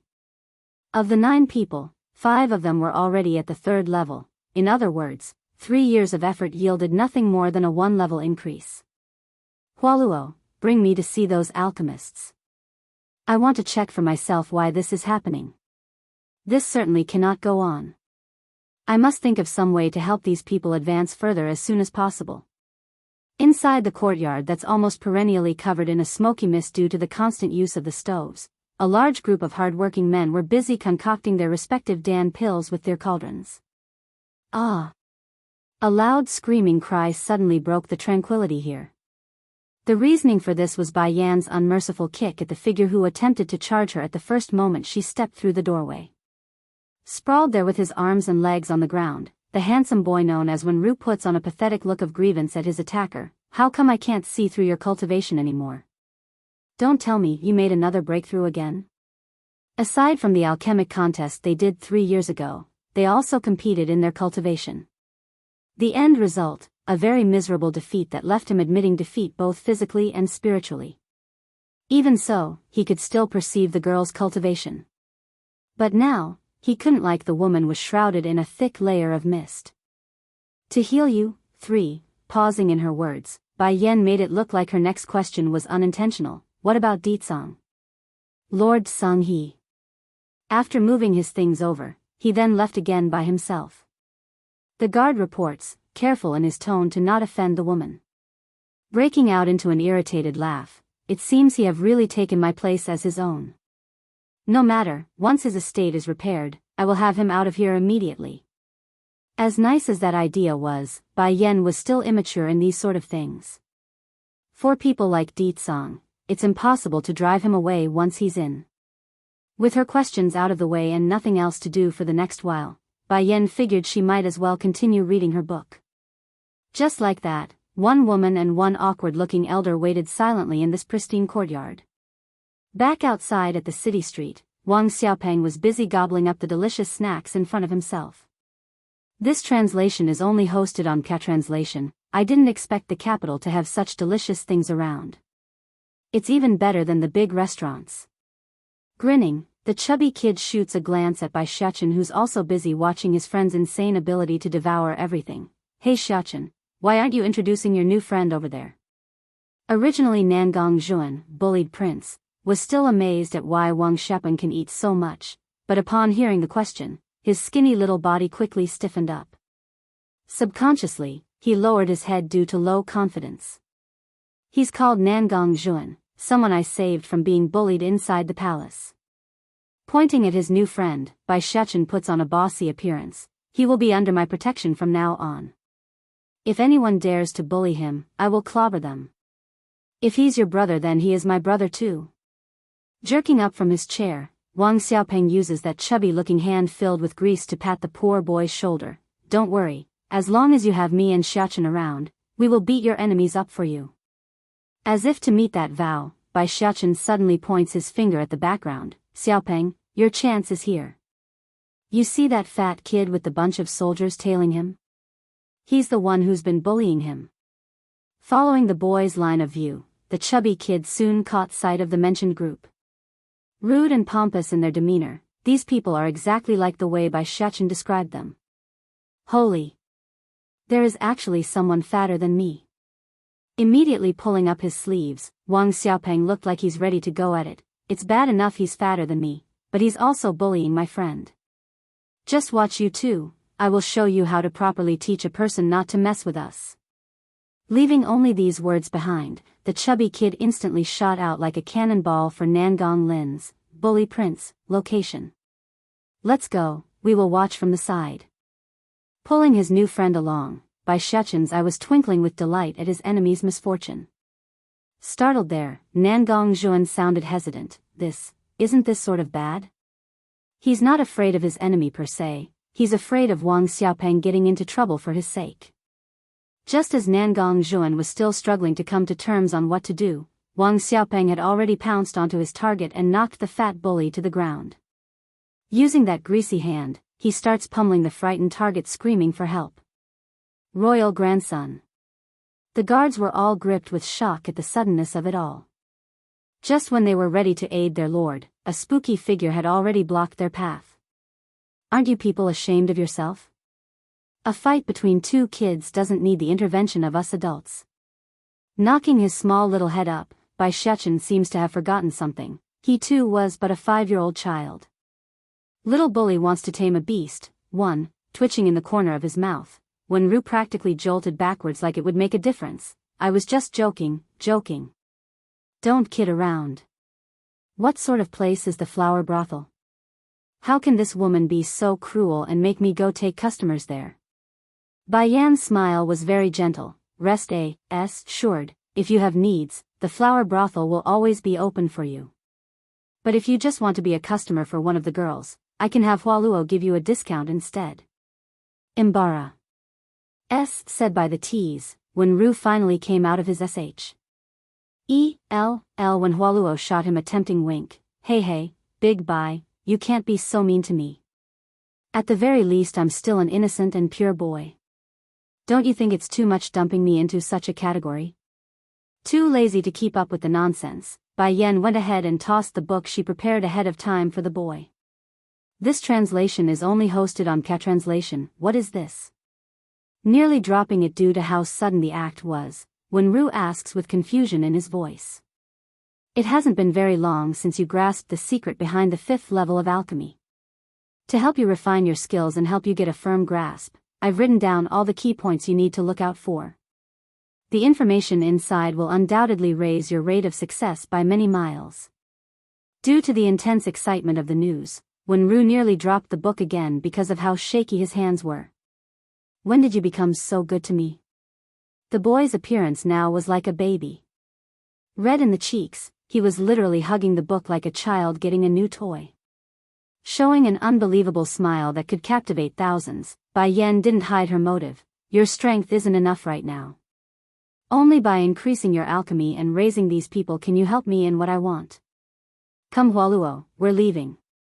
No more than a few steps out, she suddenly turns around again. When Ru, if you want to come find me then go look for Lan Xiaoyun, girl cousin, of the Lan house inside the capital city.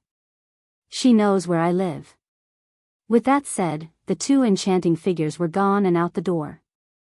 The entire time, Hualuo was always showing her charming smile because she knew her mistress had a stubborn mouth but a soft heart. Don't Sun Bai Yen was bad just because she likes to bully Wenru, but in actual fact, the girl had prepared the book long before her visit today for the boy. That's her form of caring for others. Though not always easy to spot, but it's there. With the precious book in his hand, Wenru too didn't have the heart to keep flirting with Bai Yen. Alone with his treasure, he returns to his room for a thorough reading and became very surprised to find all of his previous questions answered easily with the information he's been given. At this very same moment over at the Crown Prince's estate, an ear-deafening shriek for help was shaking the whole place apart. What happened? Because of her injury, Bai Roa could only limp her way out of the room to check. In one look, she was horrified to find her son being chased around by a wild wolf. In this world, aside from demon beasts, there are also common animals like bears, wolves, and other predatory animals. Take this wolf for examples. It's nothing more than a regular wolf that was captured recently by Nangong Yi, Crown Prince, on one of his hunting trips. Due to the ferocious nature of this one, the prince had specifically locked it up in a cage to slowly tame it, yet who would have guessed the fat bully would go unlock the animal from its cage? Mother, save me. There were no illusions about the level of duress in that plea for help. Quick, go save my son. Bai Roa could literally feel her heart jumping out of her body due to the intense pounding it was making. Following the order, one of the guards promptly took out his bow and knocked an arrow for the hungry wolf. Because of the sharp aim from this soldier, the arrow landed precisely at the wolf's eye, blinding it in the process and saving the child from being gobbled up in the nick of time. Not going to miss this chance, Nangong Lin, bully, swiftly ran behind his mother's leg for comfort and protection. Son, why did you release your father's wolf from its cage? As soon as the scene from just now came up again, Bai Roa's complexion instantly took on an ashen white. If you like this translation, consider donating for an extra release or simply turning off ad block helps too. Little bully wants to tame a beast, too, mother. They say the one who is worshipped by the animals must have the ability to tame the creatures. I want to tame this wolf to prove him I am the most powerful person in the world. Hearing the aggrieved tone in her son, Bai Roa's voice promptly turned sharp. Who is it that told you these things? It's Bai Shechen's, little friend's parent. However, before the fat kid could finish the ending part of his sentence, the woman had already summed it's that rascal Bai Shechen's fault. Huffing with clear anger in her rapid breathing, it took a rather long time before Bai Roa could return her gentle gaze back down to the child in her arms. Son, you must always remember that you are the most prestigious person in the world. That Bai Shechen is only jealous of your status, that's why he's trying to manipulate you and confuse you. Despite the comforting words, the fat bully only looked up with his teary eyes. Then why did that wolf not listen to me? This translation is only hosted on Catranslation. That's an ordinary wolf without any form of intellect. How can it possibly recognize you? Moreover, such a lowly existence isn't qualified to surrender to you. Remember, you are destined to control the world's demon beast. Only real demon beasts can understand how great your ident. 1. Tai is. But Bai Shechen can order a lot of foxes at will. Nothing but. Bai Roa instantly cuts the boy off, her expression serious. Son, whether it be Nangong Zhuan or Bai Shechen, all of them must live under the control of your will in the future. If you find the opportunity, you must end them in the most miserable way, understand? Who the hell is Bai Shechen? How dare he compare himself to my son? He's not even qualified to wash my son's feet. I understand, mother. From the depressed and sulky attitude, the fat bully was now invigorated with a renewed enthusiasm. I will never let that Bai Xiachen and Nangong Zhuan get away with what they've done to me. Also, mother, I saw a little girl today. Can I make her my bed-warming maid? How dare that chubby kid beat me? Then I will SNTCH his sister over to warm my bed. That's fine, Bai Ruo laughed. This world will eventually be yours, so that girl should be thankful for your generosity. Tell me which household it is. I will have someone go over there and buy the girl for you. Going bright in his weasel eye, the fat bully was BRIMMING with energy. Mother, it's not just the little girl, I also want her brother to become my slave. Okay, everything will be as you wish. In this city, there's only Di Tsang who I wouldn't dare trifle with. Aside from that, who else would dare go against royal authority? Besides, isn't it just a little girl? If things don't go through, all I have to do is bring out a few Dan pills. By then I like to see the other party still refuse the request.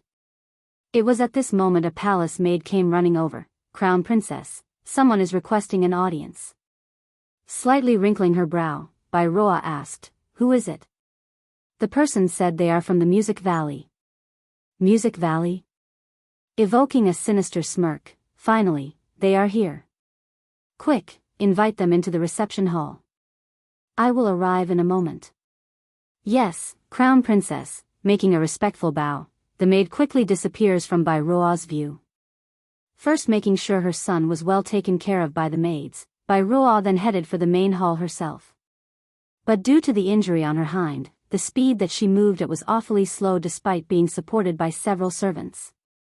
Back over at the reception hall, a female character donning a gorgeous blue dress was already sitting in wait by the time Bai Ruo arrived at the scene. Aside from those mountainous things in the front, everything about this person radiated a stunning presence. This was especially true with that face because that milky complexion looked like it could literally be milked if squeezed. If you like this translation, consider donating for an extra release or simply turning off ad block helps too. This is my father. Relax, brother. Patting his friend in reassurance, Wang Xiaopeng went ahead by himself like a prepared inmate heading off for the death road. But as soon as the kid stepped through his home's doorway, a powerful hand had stretched over to grab him by the ears. Stinking brat, tell me, what sort trouble did you make outside today? Father, gentler, gentler. With a dead man's face, the chubby kid pleads for mercy. I didn't make any trouble, I really didn't. No trouble? If you didn't make trouble, then why did you beat up the crown prince's son? Wang Deqiu, father, snapped back at his son's lie. This translation is only hosted on Translation Talk About Fast. Seriously, Wang Xiaopeng didn't expect his father to catch wind of the news so quickly. Father, it's that bastard's fault. He's the one doing the bullying, I only stepped in because I couldn't watch anymore. At that, the chubby kid puts on a grievance face. And, my friend Bai Xiachen also had a hand in this. If you don't believe me, ask him. Loosening his hand from the brat, Wang Deqiu suspiciously eyed his son. Xiachen also had a hand? It's true, that bastard bullied Xiachen's friend, that's why I couldn't hold back. Oh. If even Xiachen is involved, then it can't be wrong, giving a warning glare to his son. In the future, you must follow his words. If he tells you to beat someone, then go beat them. If he tells you not to, then you mustn't, no matter what, understand? Wang Xiaopeng was flabbergasted at his old man's order. Father, why is that I can only make a move when Xiachen tells me to? Can you promise that you won't hit me if I do? Not answering right away, Wang Deqiu first gave his son a giant smack before continuing. Xiachen is such a good child. If he's willing to beat another child, then it must be the other party's fault. As for you, you think everyone is like you that will attack others indiscriminately? This is my own father. The chubby here really had no tears left to cry. Why do I feel like I am adopted? Father, then the matter with me hitting the crown prince's son? Wang Xiaopeng cautiously asked, afraid he might take another beating from his father. Nothing but a son of a crown prince? So long as you didn't hit him wrong, then it's fine. Scoffing it off like it's nothing, Wang Deqiu then turned the topic back to his son. If you were half as good as Xiachen, then we wouldn't have had to leave the clan. nor be forced to move to this place. Afraid his father wouldn't let him off once the ranting starts, Wang Xiaopeng was smart enough to sneak away while the old man wasn't paying attention. By the time Wang Deqiu had come to his senses, that small chubby figure was already long gone. This brat, he really likes to be whacked. Back over at the old manor, Bai Yan was still busy reading her book in a leisurely manner, totally ignoring the unfriendly gaze shooting her way by the old elder. Mother. A soft mellowing voice drifted over from the rear. By the time Bai Yan looked up to search for her son, Bai Xiachen had already pounced into her arms to give the woman a heartwarming smooch on the cheek. I'm back, mother. And guess who I brought with me, Nangong Zhuan. Pricking her brow, only then did Bai Yan notice the frail-looking kid quickly running over. Apparently Nangong Zhuan was still somewhat uncomfortable. A bit stiff, his eyes revealed a speck of envy at his friend's fortune. Mu Qing Song, too. At the time Bai Ji also told our sister Bai Yan this matter, but who could have guessed she would impersonate our younger sister? And to make matters worse, she bewitched Lord Song into crippling our father. By the time Bai Ruo raised her head, those eyes were already streaming with tears to show how pitiful her image was. Originally Mu Qing Song was a tad displeased to learn of her man being possessed by another woman, but since it's out of reluctance and trickery, her foul mood immediately dissipated. So long as that man is mine from here on forward, then it's fine. I can ignore his past and move for the future. I understand the story now. Tell me, where does that woman live? I will seek her out immediately. Mu Qing Song's expression was very ugly as she stood up. Okay, I will have my people lead your ladyship over. Bai Ruo thought she was smart here, deliberately omitting the part about the flower brothel, but it's just her own one-sided feeling. No, you only need to tell me her location and that is enough. Sneering, the woman had no doubt about her own ability to win the man of her heart. This translation is only hosted on K-Translation. Going silent for a good second, Bai Ruo appears to have come up with another idea with those eyes she's showing. I don't know where Bai Yan currently lives. However, if you go to the lawn house inside the city, you will definitely be able to force her to appear. In reality, since the day Bai Jingxiang discovered Bai Yan's relationship with the flower brothel, she had already learned of the old manor's existence. But simply having this wonderful chess piece complete one simple task wouldn't be very satisfying, would it? It's unsure what Mu Qing Song thought of that statement, but she didn't utter another word and immediately took her leave. But as soon as she stepped out of the main doorway, a woman in green promptly lands from behind the woman. Mistress, I believe that Bai Ruo may not necessarily be telling the truth. Should I go investigate beforehand? Raising a smirk, Mu Qing Song will have none of it, whether or not she's telling the truth. What does it matter? The fact still remains that the woman is seducing my man with her foxy ways. For that, no form of mercy shall be given. Nothing but a cheap wrench. In my music valley there's plenty to go around. Let's go, we're heading to that lawn house. I will first deal with that cheap bitch. Yes, mistress. Meanwhile over at the lawn house, the occupants of the estate was busy smothering Bai Xiachen with hugs and kisses after the boy made an unexpected visit. This was especially true for old Madame Lan, who was practically strangling the poor boy. Oh my good grandson, I missed you to death after you didn't visit for so many days. In the end, it was old Lord Lan who came to save the day after not being able to watch on anymore. Coughing twice, he accusingly eyed his wife. Do you want to suffocate your own grandson at this rate? That's when the old granny discovered her own folly. Hurrying to let go, her face was all apologetic. Oh child, why didn't you say anything if you were uncomfortable? How can I do that when grandma you missed me so much? Bai Shechen's appearance was very well behaved, winning even more points from all the family. Sure enough, the wonderful reply only made the old grandma even more distressed. How can those people from the Bai house sell this wonderful child? They must be blind both inside and outside to do such a thing. If you like this translation, consider donating for an extra release or simply turning off adblock helps too. He is a 5th rank alchemist. The more he talked, the more the tears came rolling out of the elder. How many years has it been? For the young master's illness, the medicine sect had exhausted everything to only come out with nothing. But now, This girl was able to cure it with minimal effort. No matter what, she will forever be the benefactor of the whole medicine sect. Just that, can I ask what sort of method did your kitty use?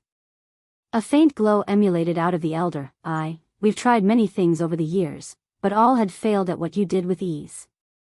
This, Bai Yan's expression became a little awkward. That's difficult to say. Startled, the answer was honestly outside of the elder's expectation because the girl only had to say no instead of saying it in such a roundabout way. This translation is only hosted on Translation, young master. Since Bai Yan wouldn't tell him, he can only turn around for the patient instead.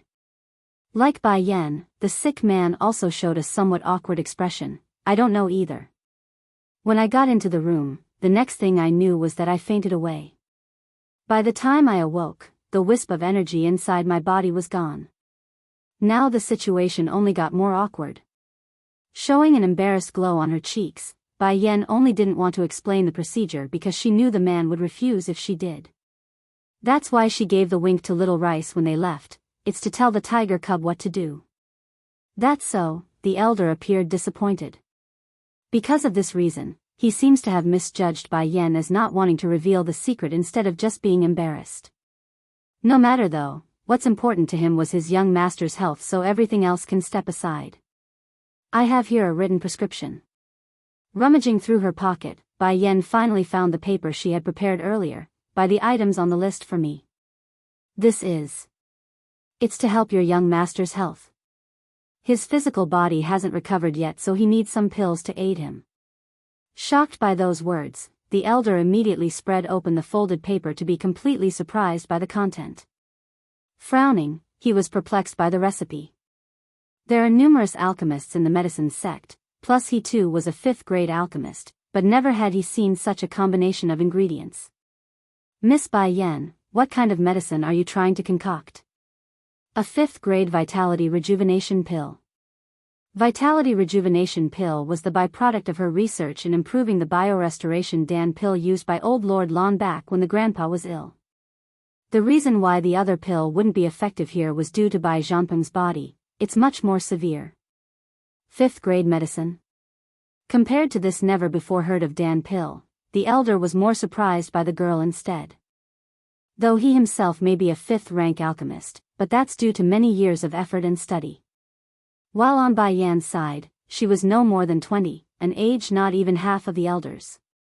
A 20-something 5th-rank alchemist. Is she trying to give me a heart attack? Bai Yan made a face like she won't be refused. His body is too weak. Unless I use something of that level, he won't be able to recover. Therefore, you must prepare over 10 portions. With that much material, I should be able to create 100 pills for him, more than enough until his body is fully recovered. Shuddering in his hands, the elder almost couldn't catch his breath. Miss Bai Yan, you say you can create 10 pills in one pot? Bai Yan frowned, perplexed by the question. At least 10 per pot. But just in case, I asked for a bigger portion as insurance. What? At least 10? Then what if there's extra? The elder almost couldn't keep his head together now due to the astonishing shock from the girl's statement.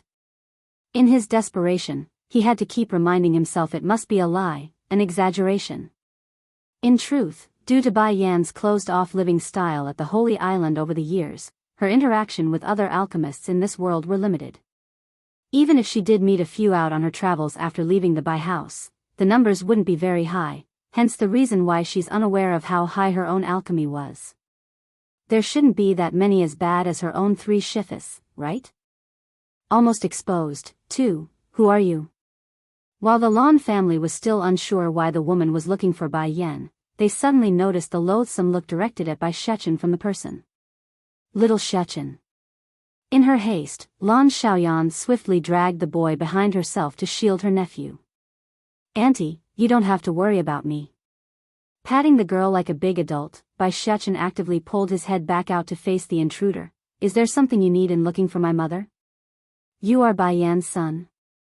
Mu Qing-song snickered a laugh. No wonder I don't like him at first glance. Turns out to be the wild child of that warehouse O.R.E. Understanding now the person might not be coming with good intent, Old Lord Lon quickly casts a signaling glance at Dong Rulan. Bai Yan's aunt, to go look for her husband for help. Understanding this, the woman immediately nodded and retreated away. This translation is only hosted on Translation, this lady. Shifting his gaze back over to Mu Qing's song, Old Lord Land's voice was indifferent and somewhat cold. If you are here to visit as a guest, then I'd be happy to welcome you. However, if you are here with malicious intent, I fear that my home isn't fit to entertain you.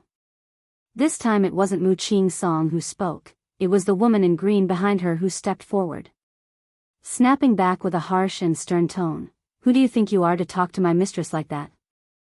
Hurry and have that Bai Yan crawl out here before we make her." If they still had to guess the intent of these women before, now they don't, because it's pretty obvious they are not friendly. This grandmother. Seeing the rudeness from the green woman, Bai Shechen finally showed a touch of anger in his cute little face. "Did your parents not teach you to respect the old and love the young? My mother had always taught me that's the proper way to interact with people. Are you not ashamed?" Flaring with fire in her eyes, the woman in green instantly disappeared and reappeared in front of the kid. Raising her hand, she was ready to give Bai Shechen a good slapping. "Careful, Shechen." In her panic, Lan Xiaoyun could only react fast enough to use her body to cover the boy, leaving herself wide open for attack. Bai Shechen's expression was getting colder and colder as he focused in on that hand. However bloodthirsty, however frightening, no one was going to notice his drastic change in appearance though. The reasoning, because a very unfitting cat-like cry suddenly broke the tense atmosphere. Meow. Pouncing with fury and deadly precision, Little Rice held nothing back in his onslaught of swipes. In merely a few short seconds, the woman in green had fallen into a state of blood and disarray. Little Rice. Seeing the intervention of his friend, Bai Shechen immediately broke out of the girl's embrace and toddled over to the baby tiger. "How come you are here?" he whispered with a tinge of surprise in his voice. "Mistress is afraid of you causing trouble outside, that's why I was tasked to follow you."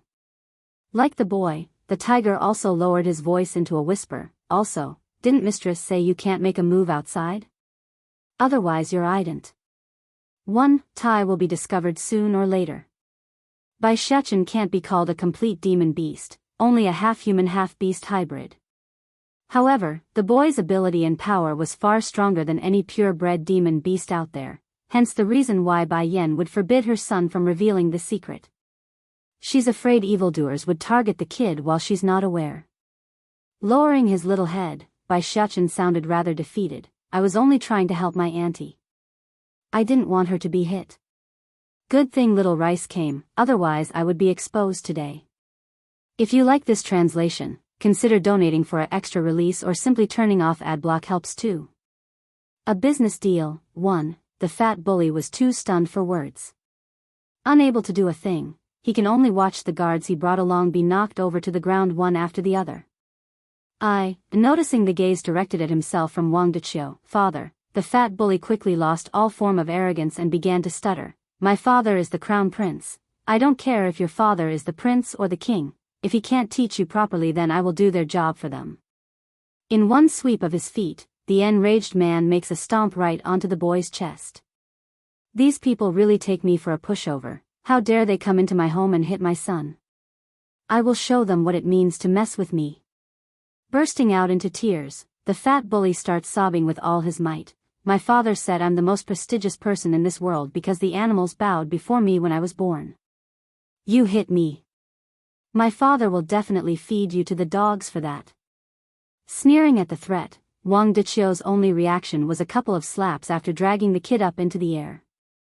This translation is only hosted on Translation. Try crying again and I will toss you into the forest to feed the animals there.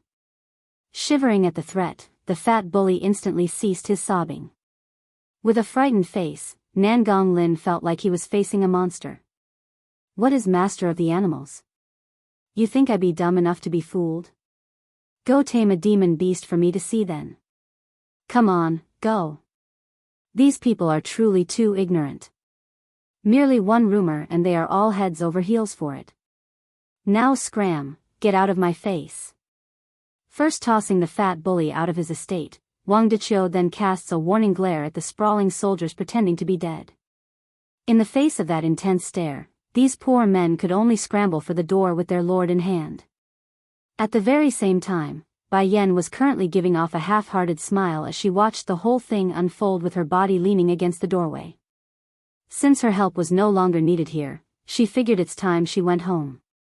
"Miss," suddenly, an addressing voice came from behind, causing her to stop in her footsteps. "Is something the matter?" Bai Yan asked. "Miss, you are Bai Shachen's mother, right?" Despite his effort to show off a welcoming smile, it only came out as deceitful and conniving, like someone facing a piece of fat pork ready to be consumed. Unconsciously, Bai Yan found herself taking a step back like a frightened doll. "You know me?" "Huh, Shachen said it long ago that his mother is the most beautiful woman in the world. Since I saw you coming out from the next door, I took a guess and figured you must be her." Making a hearty laugh, Wang Deqiu swiftly snatched his son over without minding the chubby kid's own feeling. "Come on, hurry and say hello." Like his father, Wang Xiaopeng's welcoming laugh somehow turned into a perverted chuckle. "Beautiful auntie, I am very pleased to meet you." Following her brother's lead, Wang Xiaotong also chimed in to greet Bai Yan. "Hello, beautiful auntie. She is Bai Shachen's mother. She really looks beautiful, the most beautiful person I've seen yet. I only came out to check on the commotion, nothing more. Since all of you are fine, I will be going back first." Her eyes were clearly softer at the sight of the children. "If you two have time, please come to my home and find my son. He really likes playing with you too." The chubby boy was glowing in his eyes. All this while, it had always been Bai Shachen coming over to their home and not the other way around. "Remember not to make trouble for your auntie there if you visit, understand?" Making a knock on his son's head, Wang Deqiu didn't forget to warn his son like a proper father would. "Bai Yan is here, too, meow." There were no delays in Little Rice's action after the boy's order came out. In a flash, those razor-sharp claws had already brushed across the green woman's face, thus wounding the other half to make it whole. "Ah!" she screamed and flew a punch at the baby cub in front of her. Sadly for the woman, her attack came out with nothing due to the tiger cub's dexterous speed. In a quick somersault, Little Rice had retreated back to a safe location in the hall, leaving the woman unable to get a good hold on him. Licking his bloodied paw, he mocks his victim with that provocative gaze. "I'm going to kill you." Bloodshot in her eyes, the woman in green didn't care anymore and wanted to rush over to exert her full might. But before she can do anything, a delicate arm had stretched over to stop her. This translation is only hosted on Catranslation. "Jade Shi, stop this." Dark in her expression, Mu Qing Song eyes the little white kitty with a newfound respect. "It seems I've underestimated you. I can see now you are no ordinary demon beast. Let me guess, your strength should be at least in the sky rank, am I correct?" Jade Shi's own power is at the lower level of the sky rank. If this little white kitty can hurt her without suffering any damage, then that can only mean he's also at the sky rank. Maybe even at the intermediate level. In a time like this, Mu Qing Song seems to have made another mistake. When she threw out that question, she was careless and missed that flash of contempt in the tiger cub's eye due to her diverted attention. Sky rank? Old Lord Lon and the others were all shocked by the statement. Watching the little white kitty on the ground that looked absolutely harmless, they only had this in mind: this greedy little glutton is a sky rank demon beast? "I forbid you from talking ill of Auntie Hualuo." The little steam bun's face was full of anger at the insult made here today. "Unlike the hypocritical people like you two, she's way better." This time Mu Qing Song was rather calm in her response. Not saying a word, she only frowned upon the little kid with a constant glimmer of light emulating out of her eyes. "Mother." Just as the mood in the air was falling into a stranglehold, Bai Shechen's delighted voice suddenly shattered it with this call. Turning around like a reflex reaction, Mu Qing Song finally saw Bai Yan's appearance for the first time ever. In that instant, even her breathing had come to a halt. Glorious in her coat of red, the woman coming in was so stunning that even the world would pale in comparison. This was Bai Yan, the very same one who was held in contempt just moments ago by these intruders. Prior to this meeting, Mu Qing Song had great confidence in her own appearance. Otherwise, she wouldn't have been so arrogant to think Song would abandon this woman for herself. But now, she too understands why that man in her dreams would choose her. From the initial astonishment, her thoughts soon turned into jealousy and envy. I don't even need to guess, it's because of that face. That's why Song would take her. Perhaps they've already had skinship and such. Just thinking about the possibility of this woman roughing around in bed with her man, Mu Qing Song's heart would instantly tense up. So you are Bai Yan, she gently exhaled to recompose herself. Grandfather, grandmother, what happened? Bai Yan didn't stop for the intruder in front. Instead, she directly stepped over to her family's side to inquire about the situation. Exhaling a sigh of relief, old Lord Lan finally felt at ease at his granddaughter's arrival. How come you came alone?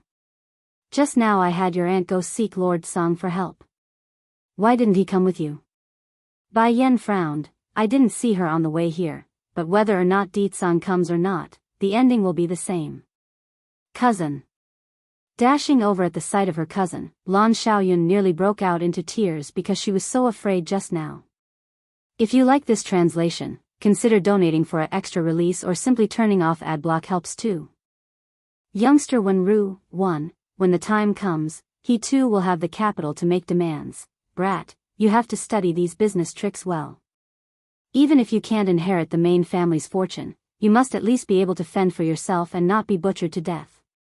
Wang Deqiu really wanted to smack his son again for being so lazy. If this kid could be even half as good as Xiachen, then I won't have to worry so much. I got it, the chubby gives a perfunctory nod. Next second, Wang Xiaopeng had already dashed away for the door because he knew what his old man was planning to do next. Furthermore, this naughty kid didn't forget to stick his tongue out as his own form of retaliation. Grimacing at the brat's demeanor, Wang Deqiu starts giving his son the chase. You stinking brat, watch how I will beat your butt silly this time. Back over at the old manor, Bai Yan was busy sipping away at her tea while waiting for her subordinate to arrive. This translation is only hosted on Translation, Mistress. Is there something you need by calling for me? Hua Luo, head of the flower brothel, makes a partial kneel after entering the main reception hall. I made a business deal with the Wang family from next door. Have Lady Chu go negotiate the terms with them. Yes, mistress, the enchanting woman respectfully complied. Oh yes, I wanted to ask you for a while now, how are the training for those alchemists going? Lowering her teacup, Bai Yan softly asked. In this world, strength was most certainly important, but that's not all there was to it. Alchemists are also important in a different way.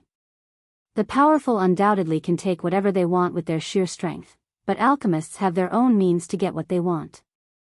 Even without a high level of cultivation, they can turn to other powerful individuals to ask for help if needed. That's why, starting from 3 years ago, Bai Yan had secretly gathered a group of alchemists for her own use.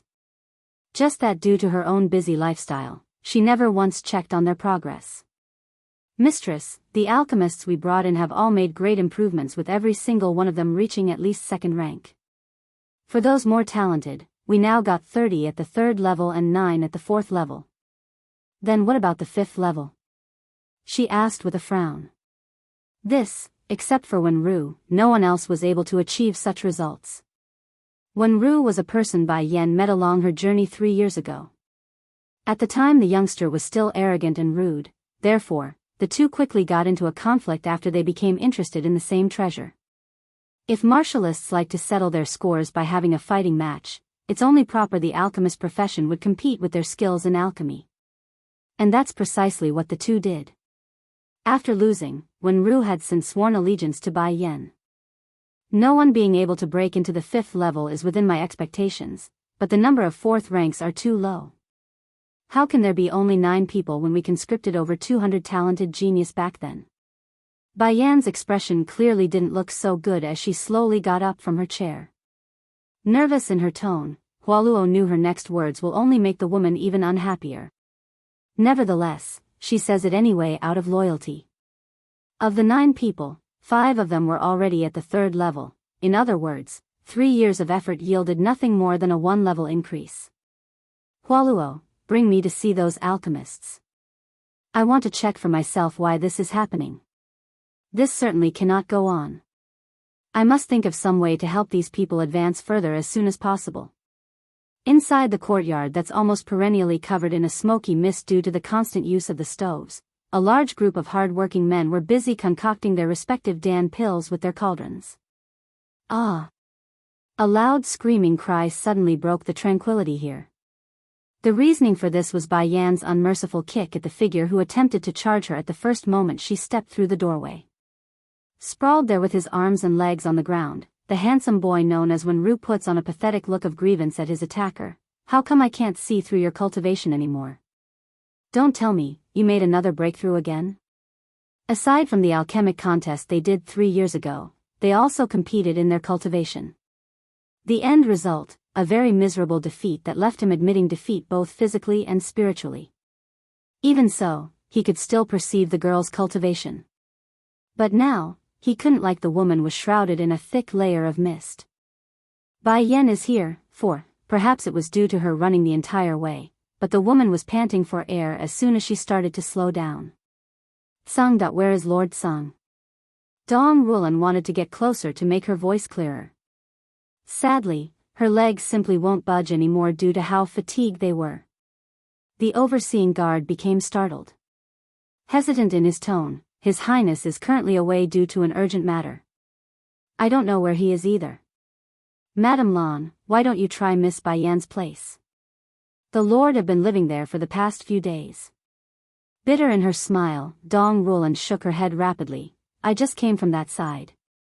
Is there a way you can contact Lord Sang? That woman is obviously coming with ill intent. I must find Lord Sang to help. Please wait, Madame Lan, I will pass the message to my lord immediately.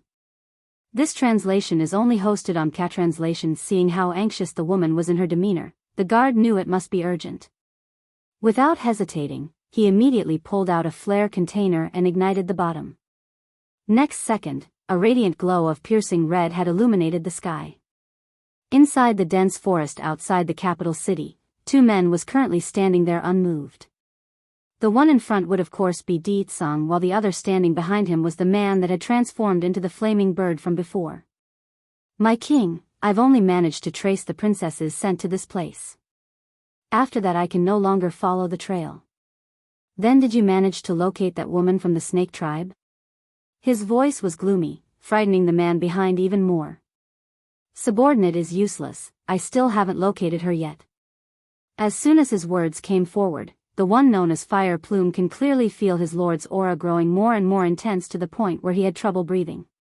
Continuing like this for well over a minute, the oppression finally dispersed. Continue to investigate. Yes, King. He can finally exhale a sigh of relief. Because of how frightening his king's aura was, he estimates only the future queen would have the ability to tame that tyrannical power. Then without indication, Di Tsang's aura suddenly grew heavier again. The message flare I left behind has been detonated. A messenger flare have a lot of uses. The main one was to inform the original owner of danger by igniting it and releasing the infused spiritual energy stored inside. This would alarm the creator no matter where they are so long as a barrier wasn't in place. However, he also mentioned to his men that only matters related to Bai Yan would they be allowed to ignite the flare. If it was any other ordinary matters, it was of no concern. King, is it the queen? Fire Plume raised his head as a flash of sympathy flowed out of his eyes. Someone else is going to be screwed again. You continue to search for her whereabouts. Dropping this order down, Di Tsang's silvery and purplish figure was gone from view, leaving behind the still somewhat nervous man in the background. Finally, after a good minute of this awkward silence, the one known as Fire Plume also started to leave. Transforming from his human appearance, the person turns into a huge flaming bird that radiated searing heat to all of its surroundings. Not quite a true phoenix, only a descendant with a stronger bloodline than usual. At this very moment back over at the Lan house, Bai Yan was facing off again Mu Qing Song with that peerless smile of hers. Since you have already decided, then I won't waste my words. Why don't you state why you are here instead? Mu Qing Song was practically seething with frost in her words. I had only wanted to test you today. The loser was only to leave Di Tsang forever, but after witnessing what you've done to my people, I can't exactly let it end so easily anymore. Crossing her arms under her breasts, Bai Yan's smile grew even bigger. With you only? Talk about arrogant to the extreme. This naturally left Mu Qing Song extremely displeased in her expression. If you like this translation, consider donating for an extra release or simply turning off ad block helps too. Spoiling her. 2 years earlier I have already heard of Hualuo recognizing a new master. Just that I never managed to learn who it was. Snickering a sneer, Mu Qing Song was no longer holding back her contempt. To think it would be you. And I know that you are also an alchemist. I'm not surprised S.L.U.T. like that would recognize you for some measly Dan pill, but don't think for a second that you can go up against me just because you have her behind your back. Despite her indifferent attitude, that arrogant tone cannot be hidden like she's watching a person that's already dead. Have I ever said I need to rely on Hualuo's power? Bai Yan's brilliant smile was like a thorn, piercing straight in her foe's heart and bleeding it. Nothing but a bead of insignificant rice. How dare you compare yourself to the radiant sun and moon? Bai Yan, I will let you understand where you stand in this world. Prepare yourself. Without another word, Mu Qing Song had unsheathed her sword to take aim at Bai Yan's throat. I've gave you the opportunity, it's you who didn't cherish it. This translation is only hosted on Translation dancing with precision and finesse. Her whole figure had practically transformed into the sword as it grazed against the wind, raising an ear-piercing cry in the process. O.C.R.P. It's over. Just as old Lord Lan and the rest were panicking due to the tense situation, Bai Shuchen suddenly throws a bomb into the fire by issuing the sentence. Perhaps it's due to the boy's careless comment, but old Madame Lan was clearly very shaken by it. Unable to hold her posture, the poor grandmother starts falling backwards with her trembling hand reaching out as if she's trying to stop the fight. Quickly, someone go save my precious granddaughter. Good thing old Lord Lan was fast in his reaction. Catching his wife, he hurriedly turns to the stupefied Lan Xiaoyan nearby. Quickly girl, come hold your grandmother while I go help your cousin. Okay. Controlling herself after realizing how dumb she was acting, Lan Xiaoyan literally pounced over to receive her grandmother. Biting her lips, she can see Bai Yan was already hard at battle with Mu Qing Song. However good their intents were, the group appears to have misunderstood the little boy's meaning. Great-grandfather, what are you doing? Bai Shuchen toddled over and asked. Of course it's to help your mother. No one can kill my granddaughter in my own turf. Clenching his fist until the veins were popping, old Lord Lan didn't look down as he continued to step forward for the impending battle. Blinking innocently at the reply, Bai Shuchen appears to be struggling in his face. But my mother doesn't like it when someone interferes with her fighting. Slowing down but not stopping, old Lord Lan was firm in his expression. Even you said your mother is done for, how can I just sit and watch? I don't care what rules she has for when she's fighting, I only know I can't stand by and watch while she gets killed in front of my eyes. As soon as his remark came forward, Bai Shuchen immediately showed a flash of surprise on his cute little face. But I wasn't talking about mother, I was referring to that bad woman. Jerking to a halt, only now does the old grandfather started to pay closer attention to the fighting in front. Boom! Following this explosive noise, Bai Yan's dexterous finger had clipped onto Mu Qing Song's sword. With a tiny flex of her powers, she brutishly infused her own energy into the enemy's weapon and shattered it into pieces. Stunned by the abrupt change in their stance, Mu Qing Song had trouble believing her eyes. The sword was forged by the best yuan iron out there. When did it become so useless? If you like this translation, consider donating for an extra release or simply turning off ad block helps too. Little Bully wants to tame a beast, too, mother. They say the one who is worshipped by the animals must have the ability to tame the creatures. I want to tame this wolf to prove I am the most powerful person in the world. Hearing the aggrieved tone in her son, Bai Ruo's voice promptly turned sharp. Who is it that told you these things? It's Bai Shuchen's little friend's parent. However, before the fat kid could finish the ending part of his sentence, the woman had already assumed it's that rascal Bai Shuchen's fault. Huffing with clear anger in her rapid breathing, it took a rather long time before Bairoa could return her gentle gaze back down to the child in her arms. Son, you must always remember that you are the most prestigious person in the world. That Bai Xiachen is only jealous of your status, that's why he's trying to manipulate you and confuse you. Despite the comforting words, the fat bully only looked up with his teary eyes. Then why did that wolf not listen to me? This translation is only hosted on Catranslation. That's an ordinary wolf without any form of intellect. How can it possibly recognize you? Moreover, such a lowly existence isn't qualified to surrender to you. Remember, you are destined to control the world's demon beast. Only real demon beasts can understand how great your identity is. But Bai Xiachen can order a lot of foxes at will. Nothing but. Bairoa instantly cuts the boy off, her expression serious. Son, whether it be Nangong Zhuan or Bai Xiachen, all of them must live under the control of your will in the future. If you find the opportunity, you must end them in the most miserable way, understand? Who the hell is Bai Xiachen? How dare he compare himself to my son? He's not even qualified to wash my son's feet. I understand, mother. From the depressed and sulky attitude, the fat bully was now invigorated with a renewed enthusiasm. I will never let that Bai Xiachen and Nangong Zhuan get away with what they've done to me. Also, mother, I saw a little girl today. Can I make her my bed-warming maid? How dare that chubby kid beat me? Then I will snatch his sister over to warm my bed. That's fine, Bairoa laughed. This world will eventually be yours, so that girl should be thankful for your generosity. Tell me which household it is, I will have someone go over there and buy the girl for you. Going bright in his weasel eye, the fat bully was brimming with energy. Mother, it's not just the little girl, I also want her brother to become my slave. Okay, everything will be as you wish.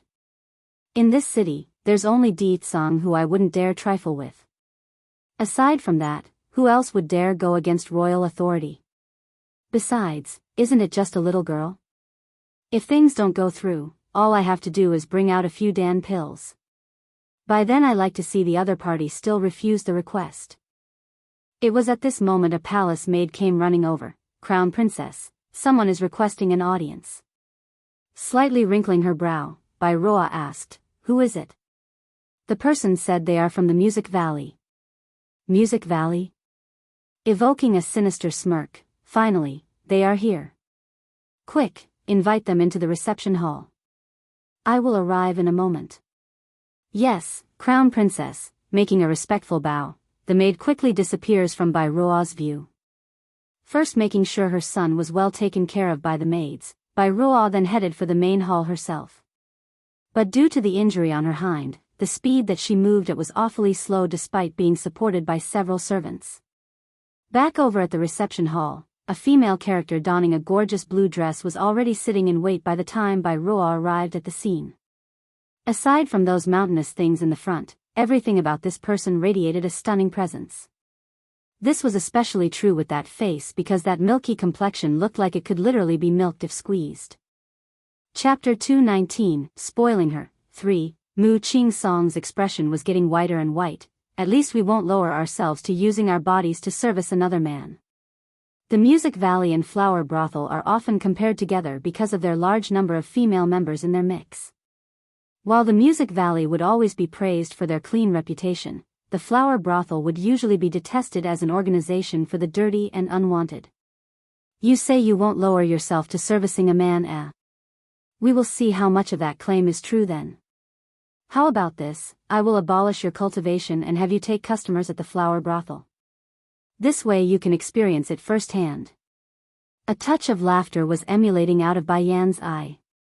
This Mu Qing song is so beautiful, coupled with her ident. 1. Tai as the mistress of the Music Valley, using her to pick up customers will surely make a fortune. No. Staggering backwards, Mu Qing Song's expression became even paler till all color had left her face. Are you not afraid of Di Tsang finding out?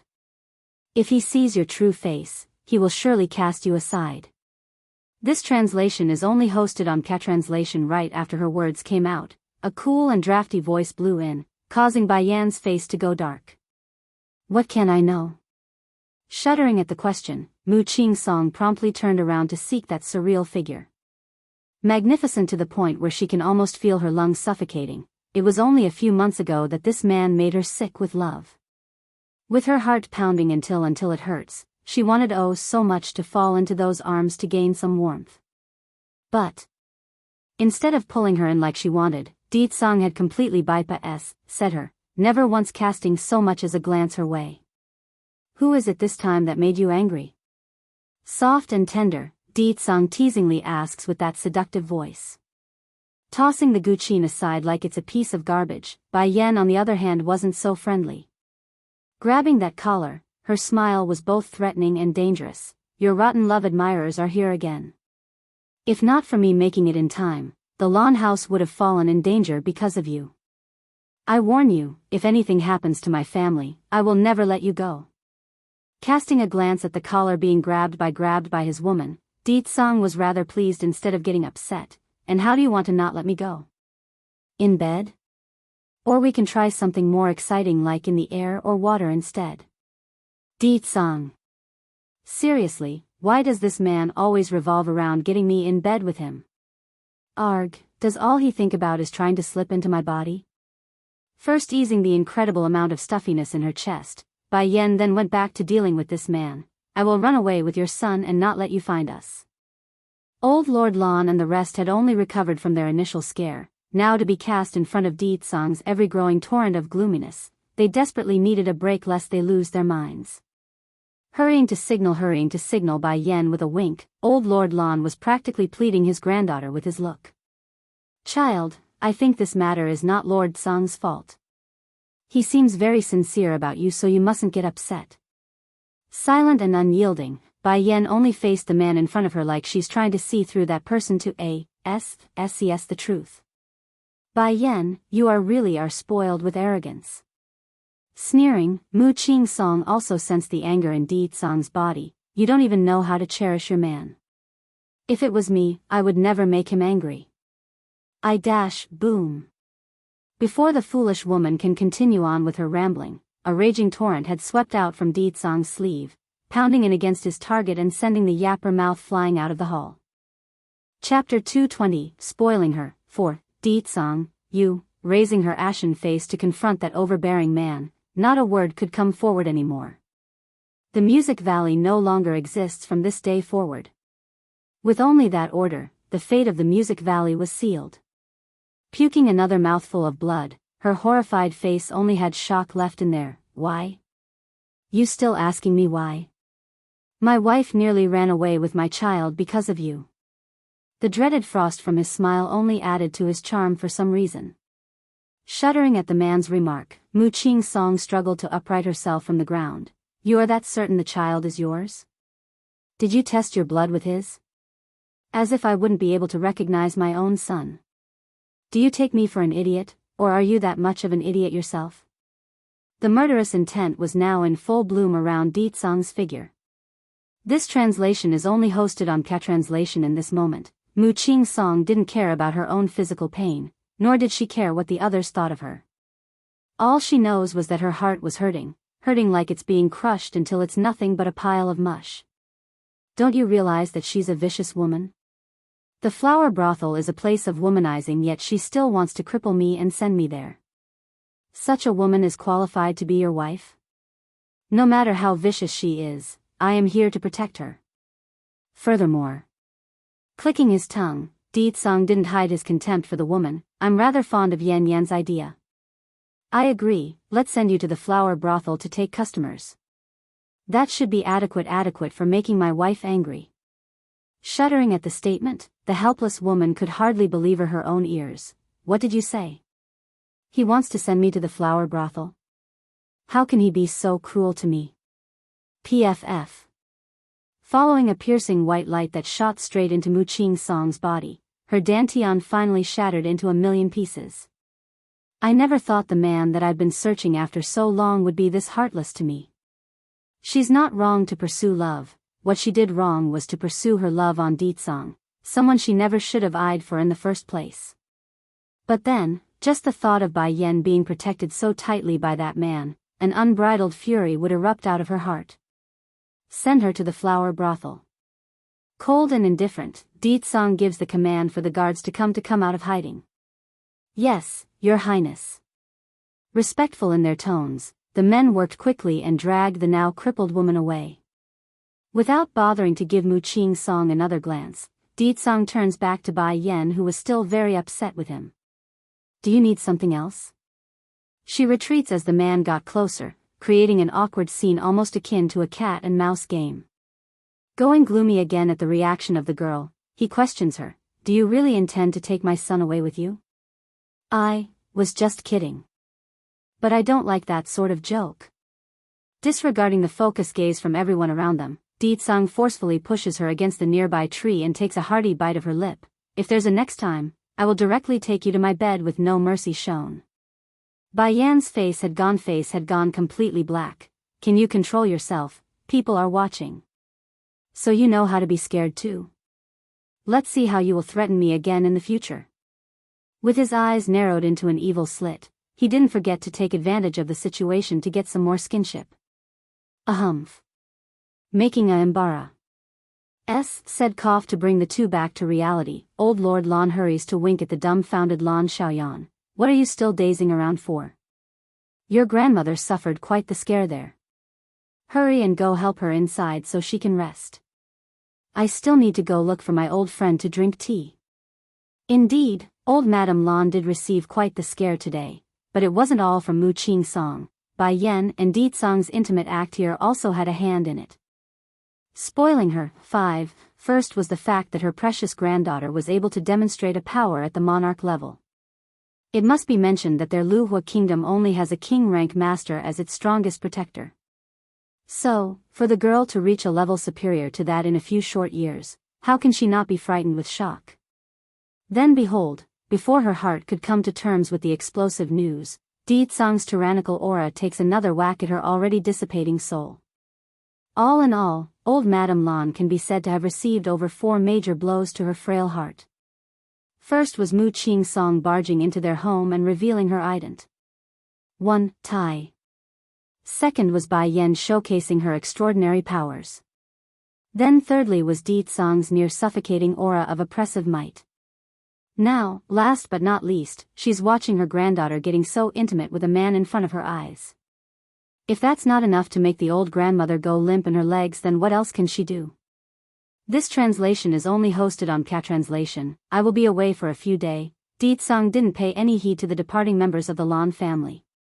Using an almost growling voice, if you need something, have my people inform me. Taken aback by the news, Bai Yan subconsciously asked, when will you return? Only after saying this did she regret her own folly. What am I talking about? Why would I care about when he's coming back like a little wife? Seeing the Imbara. Said look on the woman, Deetsong's lip quickly curved into a smirk. I need to find a person. If I don't find her, I speculate she would be sold as a slave and still help her slaver count the money.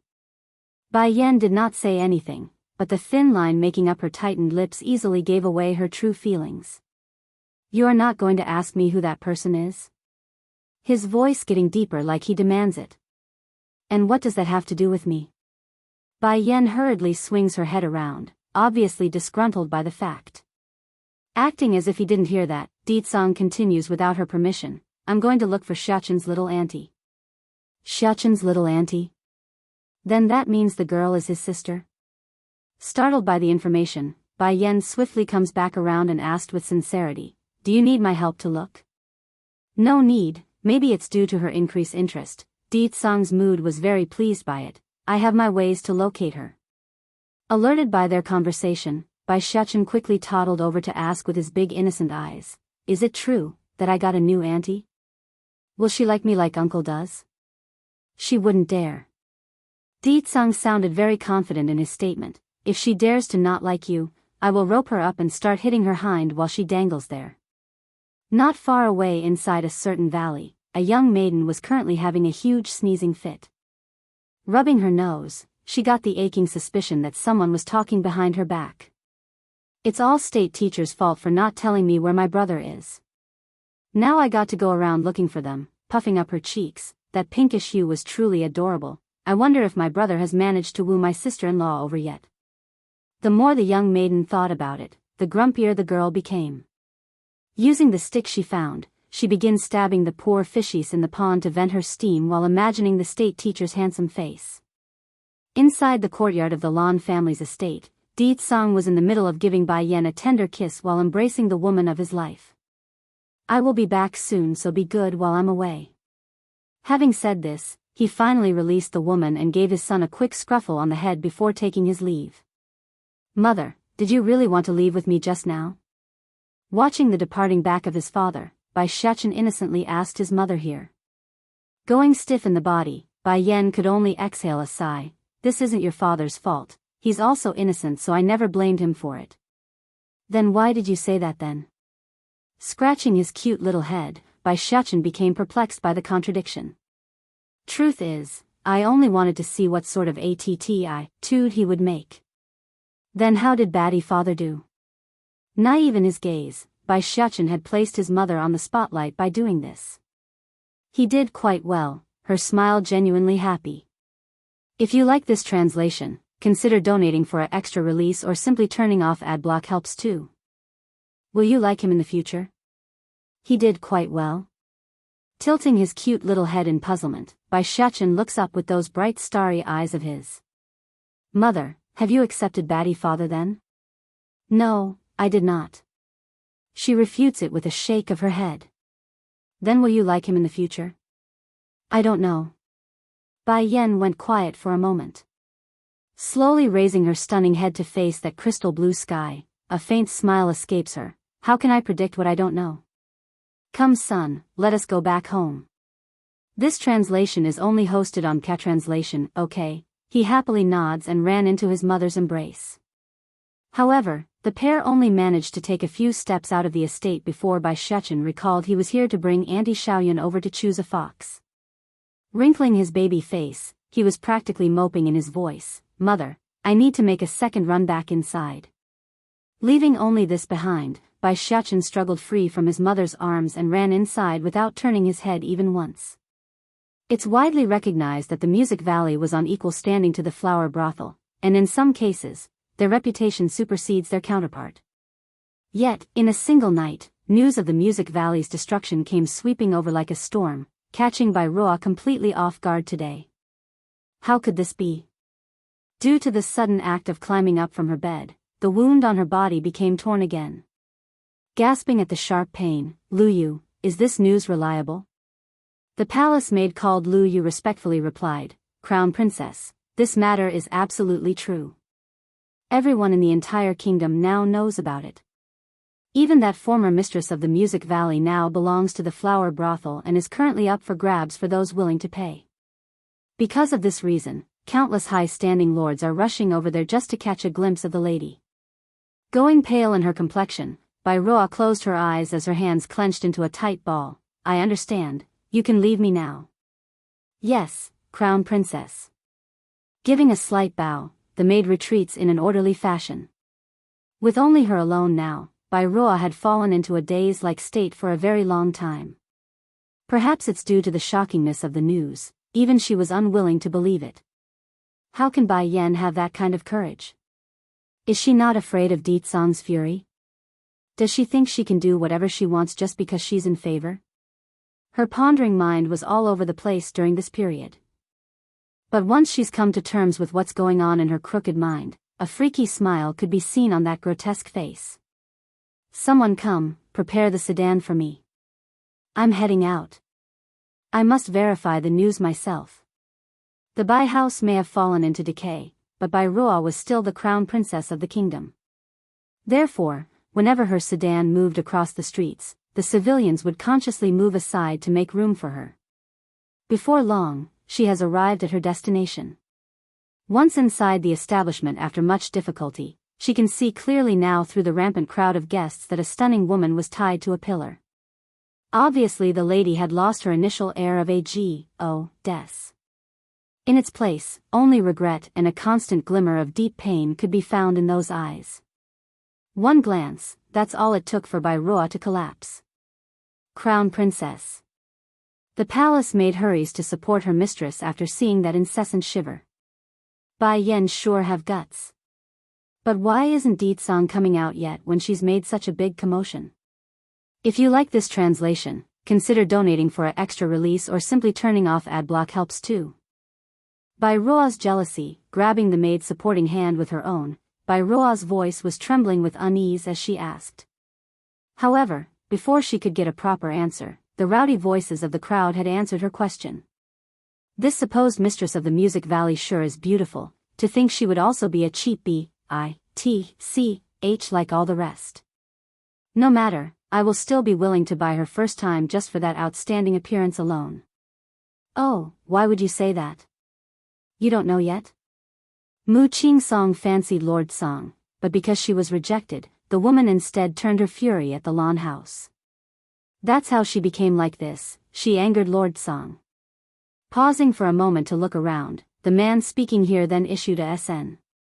1 ring laugh, and as it so happens, I was here when Lord Song's men threw her into the flower brothel. Even the destruction of the Music Valley was done at the order of the sovereign prince.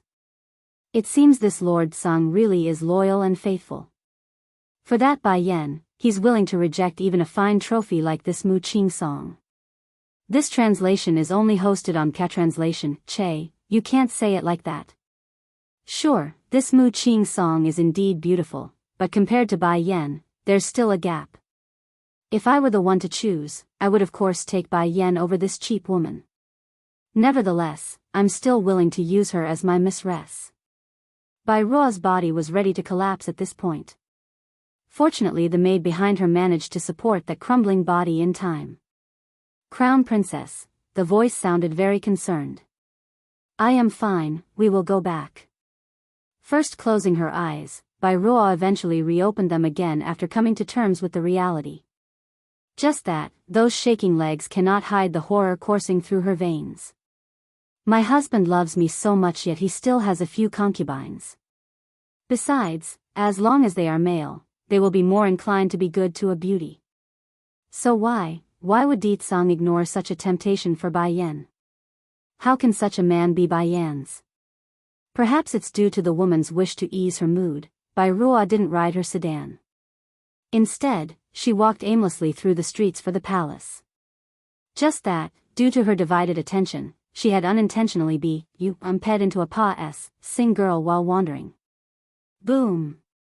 It's unsure why the young maiden was so strong, but Bai Ruo felt like she was ting into a wall instead of a person. Stumbling backwards, she immediately took to the ground and ripped open her wounds again. Crown Princess. Alarmed by the fall, the palace maid as well as the escorting soldiers were quick to react. While the maid took to helping her mistress, the guards quickly surrounded the maiden. How dare you, this is Her Royal Highness the Crown Princess that you ped into. Di Xiaowan, Deet Song's sister, originally wanted to say sorry after colliding with someone, but after the abrupt scolding from the guards, her proud nature instantly flared up. She didn't look where she was going, so how can she blame anyone? She snorts, knocking her head high. Impudent. The complexion of the guards were getting uglier by the second. Just as they were ready to make a move, Bai Ruo's hollering voice stopped them. Hold it. Slowly climbing up from the ground, Bai Ruo's beautiful eyes were clearly focused on the badge token tied to the girl's waist. That badge looks very nice, mind showing me? What? Di Xiaowan immediately head up her precious item like a protective hen. If you like this translation, consider donating for an extra release or simply turning off adblock helps too. Where's my brother? A rippling smile appears out of Bai Ruo's mouth. Please don't misunderstand, I'm only asking because I happened to see it somewhere before. She did happen to see it. A peerless man like Deet Song cannot be resisted by any woman, including those who are married like herself. As such, during the first few years of the man's arrival in this kingdom, she would often accidentally appear in places where Deet Song would be, pretending to be a Serbi while sneaking a few glances here and there. That's when she noticed this token with the letter, Yao, demon, on it. To think I would see it again on a young girl like this. The young maiden grew excited. You've seen this token? Where? Where is he? Smiling deeply again, Bai Ruo knew she's had the girl, I'm a friend. May I know your relationship with him? This translation is only hosted on Translation, friend? Impossible, my older brother hates women the most. Of course, aside from my sister-in-law that is. Just thinking of how she will soon meet her sister-in-law and cuddly little nephew, Di Xiaowan would smile from within her hearts. Even if a man hates the female sex, there's bound to be some special existences eventually, is it not so? Bai Ruo continues to sway the young girl in her way. Shaking her head, Di Xiaowan refutes it completely. There's been no shortages of the female sex trying to woo my brother, but never once had he gotten close to any of them, let alone become friends. To what extent does that phobia applies to? It's to the point where Di Tsang wouldn't allow even a single person to draw within 100 meters of his own existence. Nowadays, not a single woman, in some cases the male side too, wouldn't dare to get close to Di Tsang back in the demon realm. What I said is true, Bai Ruo's expression was starting to change for the worse. Nevertheless, she continues to force a smile using that soft tone of hers, and, I can bring you to him. Biting her fingernail, Di Xiaowan appears to be struggling at the idea, but when I left home, state teacher specifically told me not to follow anyone I don't know, or else. Why don't I give you my address and you can have him come find me instead? If I went with this woman, state teacher would certainly be very angry with me. Seeing how insufferably hard it was to convince this wretch, Bai Ruo herself too was starting to get impatient. If it was any other time, she would have slapped the girl on the spot by now if not for Di Tsang's connection. Suddenly, she noticed a familiar figure coming from the front. Hurrying to call out, she didn't mind the fact that her voice sounded a tad sharp there, Ji. Ever since that incident inside the palace with the rod punishment occurred, Bai Ji haven't been able to make contact with her elder sister. Therefore, tears immediately came flowing out as soon as she did so. Sister. Bai Yan is too hateful. Not only did she cripple father, she's also framing mother of cheating behind the scenes. Nowadays, father would constantly beat her like it's true. What should I do? What is even more odious is the fact that Di Tsang would defend that Bitch Bai Yan still. I don't get what she gave him to cause such a reaction. What? Bai Ruo's complexion had gone white. Father is actually hitting mother? I will return home in 2 days with my husband. Only after wiping some of her tears did Bai Ji turn towards the beautifully pleasant girl behind the group. Sister, who is this woman? Turning sharp as soon as she heard the question, Bai Ruo was clearly up to no good. She is Di Tsang's sister. I promised to take her to her brother. As it so happens, I'm currently busy, so I will hand the job over to you. If you like this translation, consider donating for an extra release or simply turning off adblock helps too. Bai Yan is here. 3. Mother, just now this woman wanted to hit me. Hit my son? Bai Yan's face was dreadfully dark. Now I like to see who got the nerve to make a move against my son. Oh, yes, Lan Xiaoyun adds in another part, this woman is also here because of your man. Likely she got rejected and is here to vent her steam by making trouble. Another one of Di Tsang's love debt? Bai Yan's lip gently curved into a smirk. Landing her sight on the woman, she starts speaking in an interrogatory manner. Which hand of yours did you use? Not her, it's that maid beside her who wanted to slap little Xiaochen. Finding this reliable reinforcement here, Lan Xiaoyun immediately changed from her timid appearance to a roaring lioness. She used her right hand. This translation is only hosted on Translation. Going cold in her face, Mu Qing Song had wanted to lecture the pest when a flash of gleaming light stopped her. It was Bai Yan who was moving so fast that none could perceive her movement. By the time the rude woman recovered from her startling discovery, it was already too late. Ah! Following an ear-deafening scream made the woman in green, a fountain of blood was already gushing out from that horrific stump of flesh. On the ground, the decapitated hand was still twitching there after being sliced off in one clean motion. You should be glad that you didn't use both hands, or else your other arm will also be crippled. Because of how abrupt her attack was, none in the room could react in time.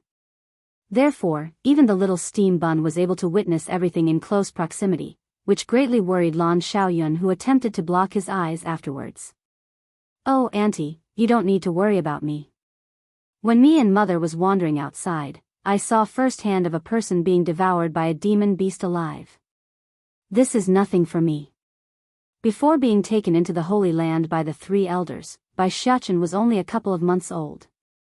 Yet, he was able to remember everything at that age where he's considered to be a fresh-born. Upon hearing this explanation, Lan Xiaoyun was both sad and pained inside, causing the girl to nearly break out into tears. How can those people from the Bai house force such a good child and her mother to wander out there alone for so long? How dare you? Mu Qingsong was flushed with anger. Bai Yan, do you know what you are doing? If Di Dang were to learn of your true character, do you think he will forgive you? In response, Bai Yan only sneered at the accusation. Forgive me? What does him forgiving me have to do with this? In fact, it should be me deciding on whether or not I should forgive him. She has her own pride and dignity, and her dignity was to never yield under a man. You're just saying that in the heat of the moment. The woman shows a sardonic smile. You spent so much time seducing him, so how can you not care about his opinion? Why don't you just admit it? You are afraid of losing him. Bai Yan became paralyzed. I spent a lot of time seducing him.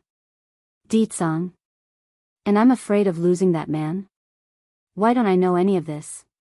At the very same time, over at the burnt ruins of the Tsang Manor, a certain guard clad in full armor was vigilantly overseeing the reconstruction work of the estate. There were workers, craftsmen, and heavy laborers, all working in tandem at breakneck snailish speed. Slower, your actions are too fast, still, so slow down. This is the command of His Highness. Don't blame me for not warning you lot. If you anger our lord, you can forget about staying in the kingdom. Then just after the person finished his words, a beautifully dressed woman came rushing over to interrupt his work. Bai Yan is here, perhaps it was due to her running the entire way, but the woman was panting for air as soon as she started to slow down. Tsang. Where is Lord Tsang? Dong Rulan wanted to get closer to make her voice clearer. Sadly, her legs simply won't budge anymore due to how fatigued they were. The overseeing guard became startled. Hesitant in his tone, His Highness is currently away due to an urgent matter. I don't know where he is either. Madam Lan, why don't you try Miss Bai Yan's place? The Lord have been living there for the past few days. Bitter in her smile, Dong Rulan shook her head rapidly. I just came from that side. Is there a way you can contact Lord Tsang? That woman is obviously coming with ill intent. I must find Lord Tsang to help. Please wait, Madam Lan, I will pass the message to my lord immediately. This translation is only hosted on Catranslation. Seeing how anxious the woman was in her demeanor, the guard knew it must be urgent. Without hesitating, he immediately pulled out a flare container and ignited the bottom. Next second, a radiant glow of piercing red had illuminated the sky. Inside the dense forest outside the capital city, 2 men was currently standing there unmoved. The one in front would of course be Di Tsang, while the other standing behind him was the man that had transformed into the flaming bird from before. My king, I've only managed to trace the princesses sent to this place. After that I can no longer follow the trail. Then did you manage to locate that woman from the snake tribe? His voice was gloomy, frightening the man behind even more. Subordinate is useless, I still haven't located her yet. As soon as his words came forward, the one known as Fire Plume can clearly feel his lord's aura growing more and more intense to the point where he had trouble breathing. Continuing like this for well over a minute, the oppression finally dispersed. Continue to investigate. Yes, King. He can finally exhale a sigh of relief. Because of how frightening his king's aura was, he estimates only the future queen would have the ability to tame that tyrannical power. Then without indication, Di Tsang's aura suddenly grew heavier again. The message flare I left behind has been detonated. A messenger flare have a lot of uses. The main one was to inform the original owner of danger by igniting it and releasing the infused spiritual energy stored inside. This would alarm the creator no matter where they are, so long as a barrier wasn't in place. However, he also mentioned to his men that only matters related to Bai Yan would they be allowed to ignite the flare. If it was any other ordinary matters, it was of no concern. King, is it the queen? Fire Plume raised his head as a flash of sympathy flowed out of his eyes. Someone else is going to be screwed again. You continue to search for her whereabouts. Dropping this order down, Di Tsang's silvery and purplish figure was gone from view, leaving behind the still somewhat nervous man in the background. Finally, after a good minute of this awkward silence, the one known as Fire Plume also started to leave. Transforming from his human appearance, the person turns into a huge flaming bird that radiated searing heat to all of its surroundings. Not quite a true phoenix, only a descendant with a stronger bloodline than usual. At this very moment back over at the lawn house, Bai Yan was facing off again Mu Qing Song with that peerless smile of hers. Since you have already decided, then I won't waste my words. Why don't you state why you are here instead? Mu Qing Song was practically seething with frost in her words. I had only wanted to test you today. The loser was only to leave Di Tsang forever, but after witnessing what you've done to my people, I can't exactly let it end so easily anymore. Crossing her arms under her breasts, Bai Yan's smile grew even bigger. With you only? Talk about arrogant to the extreme. This naturally left Mu Qing Song extremely displeased in her expression. Di Xiaowan versus Lan Xiaoyan, 1. If anyone were to be more stupefied here, it would have to be Chu Yi. I've just been robbed in the face. Just thinking of this point would cause her rosy face to flush with anger. What did you say? Little Xiachen is not your nephew. He can only be mine you hear?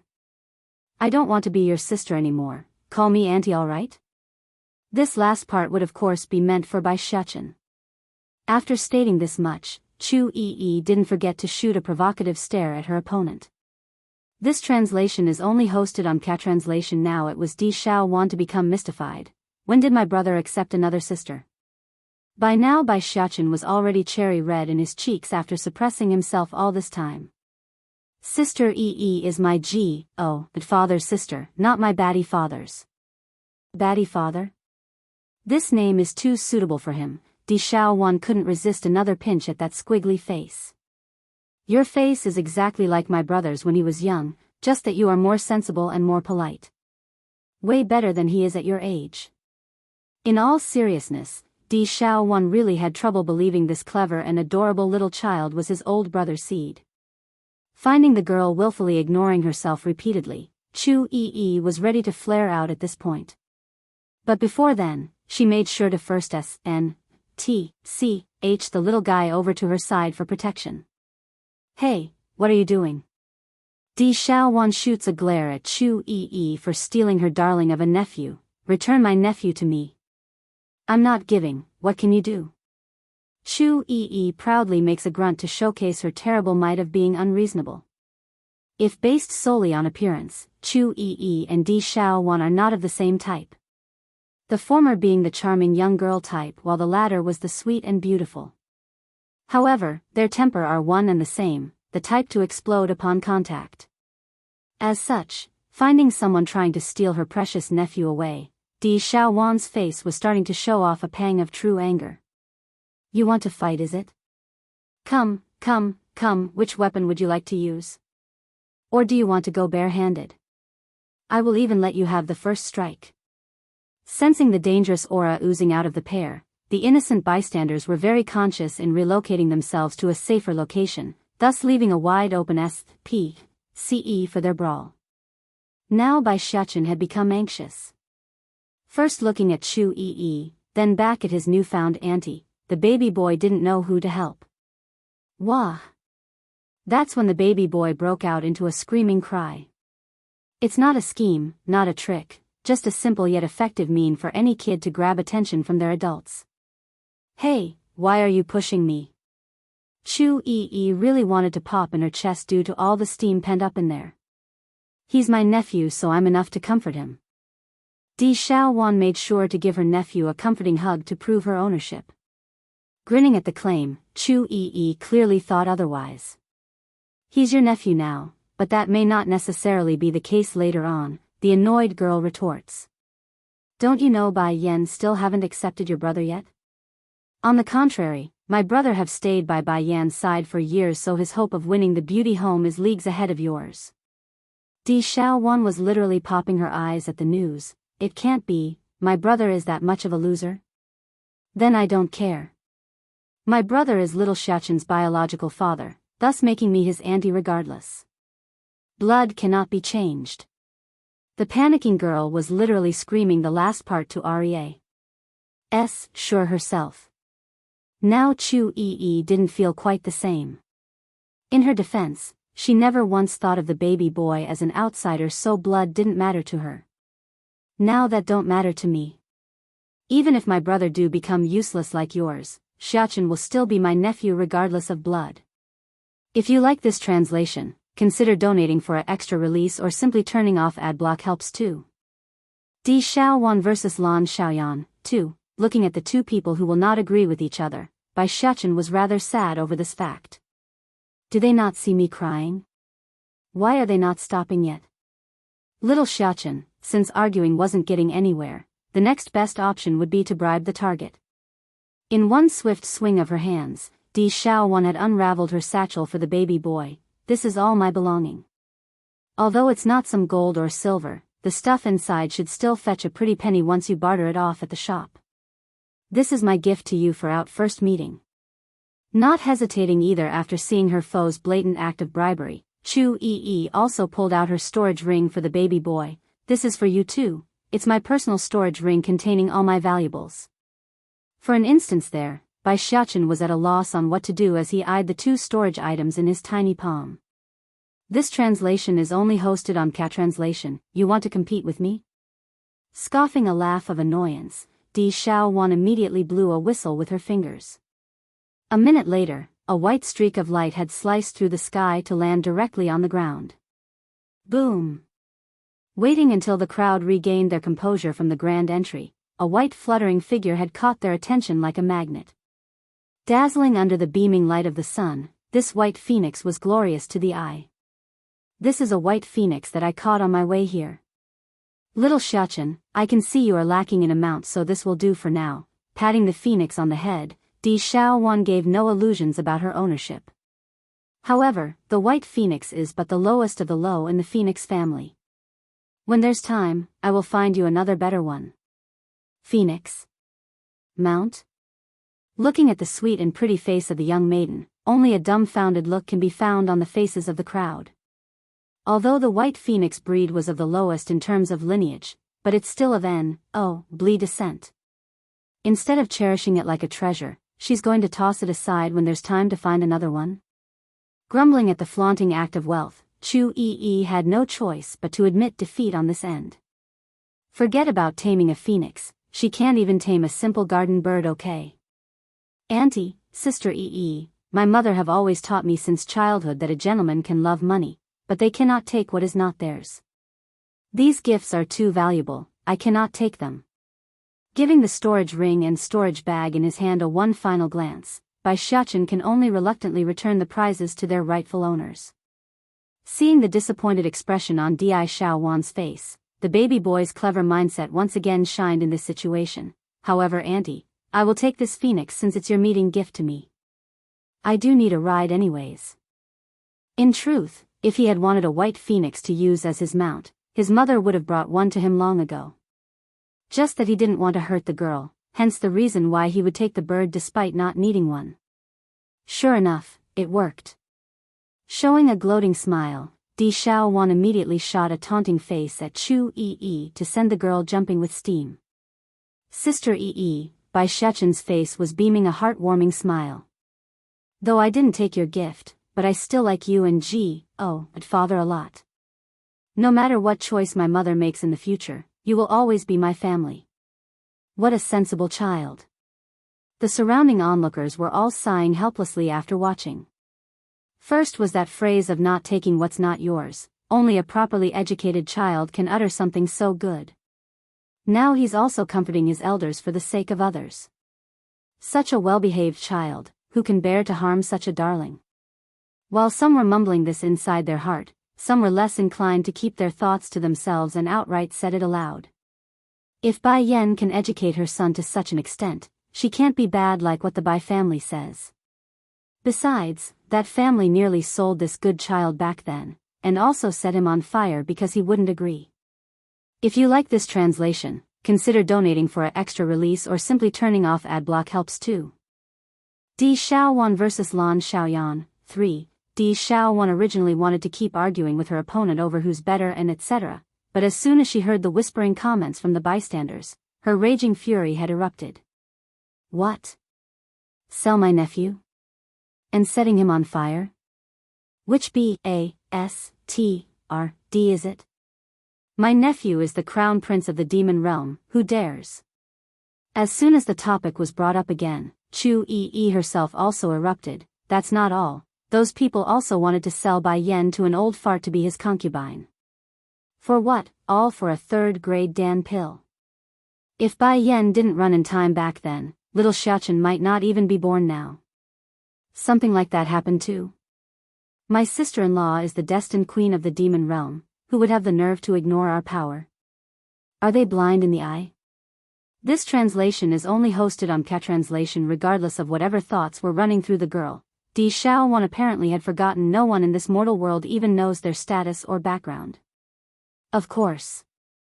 That Bai family is the worst. In those days, Bai Yan was forced to wander out in the wild alone with a little baby in her care. Who knows how much suffering they had to endure during that time. Even back when the elders brought her to our place, Bai Yan's body was already covered in wounds without a single patch of good flesh. Going sour in her nose, Di Xiaowan suddenly had the urge to break out into tears at the story. From birth to now, she had always been carefully cared for by her caregivers. Never in her expectations did she foresee Bai Yan and Bai Shechen to suffer so badly. And the cause of all this are those who have harmed them. Wait, you just said the Bai house? Why is this surname so familiar? Struggling to remember where she heard the name, Di Xiaowan revealed a perplexed expression while brooding. Rolling her eyes at the dumb girl's reaction, Chu Yi didn't hold back her mockery. Seriously, and you call yourself Shechen's aunt? Bai Yan's maiden name is Bai, you silly. No, not right. Still unable to recall why, Di Xiaowan's line of sight eventually fell upon the figure hiding among the crowd. Jumping up like she had finally grasped onto the trailing thought, she points at the girl. That's her. She's the scoundrel who tried to cheat me. And to think this scoundrel even claimed to know my old bro. Does she take me for an idiot? Following the direction of that finger, Chu Yi's face instantly flared up as soon as she saw Bai Ji standing there. What is this wrench still doing out here? Ho, I believe it's time we got a little payback for Bai Yan after what this bitch did to her years ago. As the old saying goes, no matter how great the hatred, foes will become friends once a common enemy is met. That's exactly what's happening here in this situation. While the other side was ready to give her a good clobbering, Bai Ji on the other hand was dumbfounded by her own obsession. Shouldn't this Miss D be tearing apart that wild child? Why is she recognizing him instead? It's precisely because of this dilemma that the girl had missed the optimal timing to flee. As such, by the time she wanted to run, Di Xiaowan and Chu Yi was already stomping over in a threatening manner. Under that oppressive pressure, she inexplicably gulped with a pang of sweat trickling down her side. You must be mistaken, Miss D. He cannot be Lord Song's child. In response to that blatant lie, Di Xiaowan so angry that she directly sent a kick at Bai Ji's chest. Are you saying I'm stupid then? That I can't even recognize my own nephew? What a joke. No matter how dumb I am sometimes, I can never mistake my own nephew. Before Bai Ji could issue another word in her own defense, another kick from Chu Yi had come flying over, causing the girl to scream in agony. What are you doing? It was at this moment a familiar voice drifted over from the other side. Turning around, Chu Yi can see it was Lan Xiaoyun who was coming over with a red cuddly fox in her arms. If you like this translation, consider donating for an extra release or simply turning off adblock helps too. Spoiling her, for Di Tsang, raising her ashen face to confront that overbearing man, not a word could come forward anymore. The Music Valley no longer exists from this day forward. With only that order, the fate of the Music Valley was sealed. Puking another mouthful of blood, her horrified face only had shock left in there. Why? You still asking me why? My wife nearly ran away with my child because of you. The dreaded frost from his smile only added to his charm for some reason. Shuddering at the man's remark, Mu Qing Song struggled to upright herself from the ground. You are that certain the child is yours? Did you test your blood with his? As if I wouldn't be able to recognize my own son. Do you take me for an idiot, or are you that much of an idiot yourself? The murderous intent was now in full bloom around Di Tsang's figure. This translation is only hosted on Ka-translation in this moment. Mu Qing Song didn't care about her own physical pain, nor did she care what the others thought of her. All she knows was that her heart was hurting like it's being crushed until it's nothing but a pile of mush. Don't you realize that she's a vicious woman? The flower brothel is a place of womanizing, yet she still wants to cripple me and send me there. Such a woman is qualified to be your wife? No matter how vicious she is, I am here to protect her. Furthermore, clicking his tongue, Di Tsang didn't hide his contempt for the woman. I'm rather fond of Yan Yan's idea. I agree, let's send you to the flower brothel to take customers. That should be adequate for making my wife angry. Shuddering at the statement, the helpless woman could hardly believe her own ears. What did you say? He wants to send me to the flower brothel? How can he be so cruel to me? PFF. Following a piercing white light that shot straight into Mu Qing Song's body, her dantian finally shattered into a million pieces. I never thought the man that I've been searching after so long would be this heartless to me. She's not wrong to pursue love. What she did wrong was to pursue her love on Di Tsang, someone she never should have eyed for in the first place. But then, just the thought of Bai Yan being protected so tightly by that man, an unbridled fury would erupt out of her heart. Send her to the flower brothel. Cold and indifferent, Di Tsang gives the command for the guards to come out of hiding. Yes, Your Highness. Respectful in their tones, the men worked quickly and dragged the now crippled woman away. Without bothering to give Mu Qing Song another glance, Di Tsang turns back to Bai Yan, who was still very upset with him. Do you need something else? She retreats as the man got closer, creating an awkward scene almost akin to a cat and mouse game. Going gloomy again at the reaction of the girl, he questions her, do you really intend to take my son away with you? I was just kidding. But I don't like that sort of joke. Disregarding the focused gaze from everyone around them, Di Tsang forcefully pushes her against the nearby tree and takes a hearty bite of her lip. If there's a next time, I will directly take you to my bed with no mercy shown. Bai Yan's face had gone completely black. Can you control yourself? People are watching. So you know how to be scared too. Let's see how you will threaten me again in the future. With his eyes narrowed into an evil slit, he didn't forget to take advantage of the situation to get some more skinship. A humph. Making an embarrassed cough to bring the two back to reality, old Lord Lan hurries to wink at the dumbfounded Lan Xiaoyan. What are you still dazing around for? Your grandmother suffered quite the scare there. Hurry and go help her inside so she can rest. I still need to go look for my old friend to drink tea. Indeed, old Madame Lan did receive quite the scare today, but it wasn't all from Mu Qing Song. Bai Yan and Di Tsang's intimate act here also had a hand in it. Against a common enemy, Auntie Xiao Wan, wouldn't Batty Father be sad if you say it like that? From those blinking eyes, a hint of Kampa. Shaun could be seen in the little steam bun's face. As if he would, Di Xiaowan refutes the claim outright. My old bro always say I'm annoying and stupid. Not only that, he would always go on and on about marrying me off early so he won't have to deal with me so often. As if I would want to see him. No way. State teacher is so much kinder than he is. In honest truth, Di Xiaowan really don't know what sort of sins she's committed to have such a brother. For that reason alone, she's been suppressed for many years under that tyrannical rule. Little Xiachen, let's go home, your mother is waiting for us. Ignoring the conversation, Chu Yi, Holy Land Princess, led the way by holding the baby boy's hand. This translation is only hosted on Ka-translation naturally. Di Xiaowan wouldn't just ignore this and continue to follow them from behind in silence. Why are you following me? Chu Yi shot her head around to glare at the unwanted tagger. Of course to go home, she P.R.I.C. Ket her brow, unsure why the need for the question. Now it's Chu Yi's turn to be stumped. She really didn't know whether to be angry or to laugh. That is our home, your home is over at the Tsang Manor. I will have someone send you over there. Bai Yan is my sister-in-law and Xiachen is my nephew, so of course their home is my home. How can I be a hinder to you when I'm going home? No other way, that's what happens when Xiachen was her nephew. Just that connection alone gives her the right to tag along. This, unable to grasp onto the situation, Lan Xiaoyan, girl cousin, weakly chimed in, weren't we doing very well just now, why are you two quarreling all of a sudden?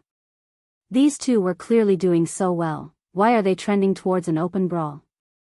That's what happens when she tries to S-N-T-C-H away my nephew. Di Xiaowan stabs her fists against her hip to emphasize her point, my little nephew is mine, as well as my sister-in-law.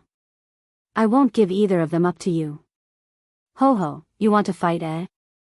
Alright, come on, let's go. Chu Yi has had it now. Letting go of the baby boy's hand, she knocks her chin up in preparation for the fight. It's likely safe to assume the most clueless one here had to be Lan Xiaoyan. Scratching her head anxiously, the girl's eyes suddenly lit up at an idea. Miss Xiaowan, there's been no shortages of people talking behind my cousin's back while she was away during all these years. In a blink of an eye, the two raging lionesses were longer glaring at each other. Instead, their eyes were solely focused on the poor girl who only wanted to help. Xiaoyan, tell me, who are the people talking behind Bai Yan's back? I'll go after them. Those thugs sure are bold to talk ill of my nephew and sister-in-law. Their angry voices were nearly in sync, causing a resonance effect across the street. Smiling right up to her eyes, Lan Xiaoyan was very pleased with this reaction. This wasn't all of it. Right after they learned of little Xiachen's existence, they also started to talk ill about Lord Sung and that he's taking care of another man's child. I've already compiled a list for us to get them back one at a time.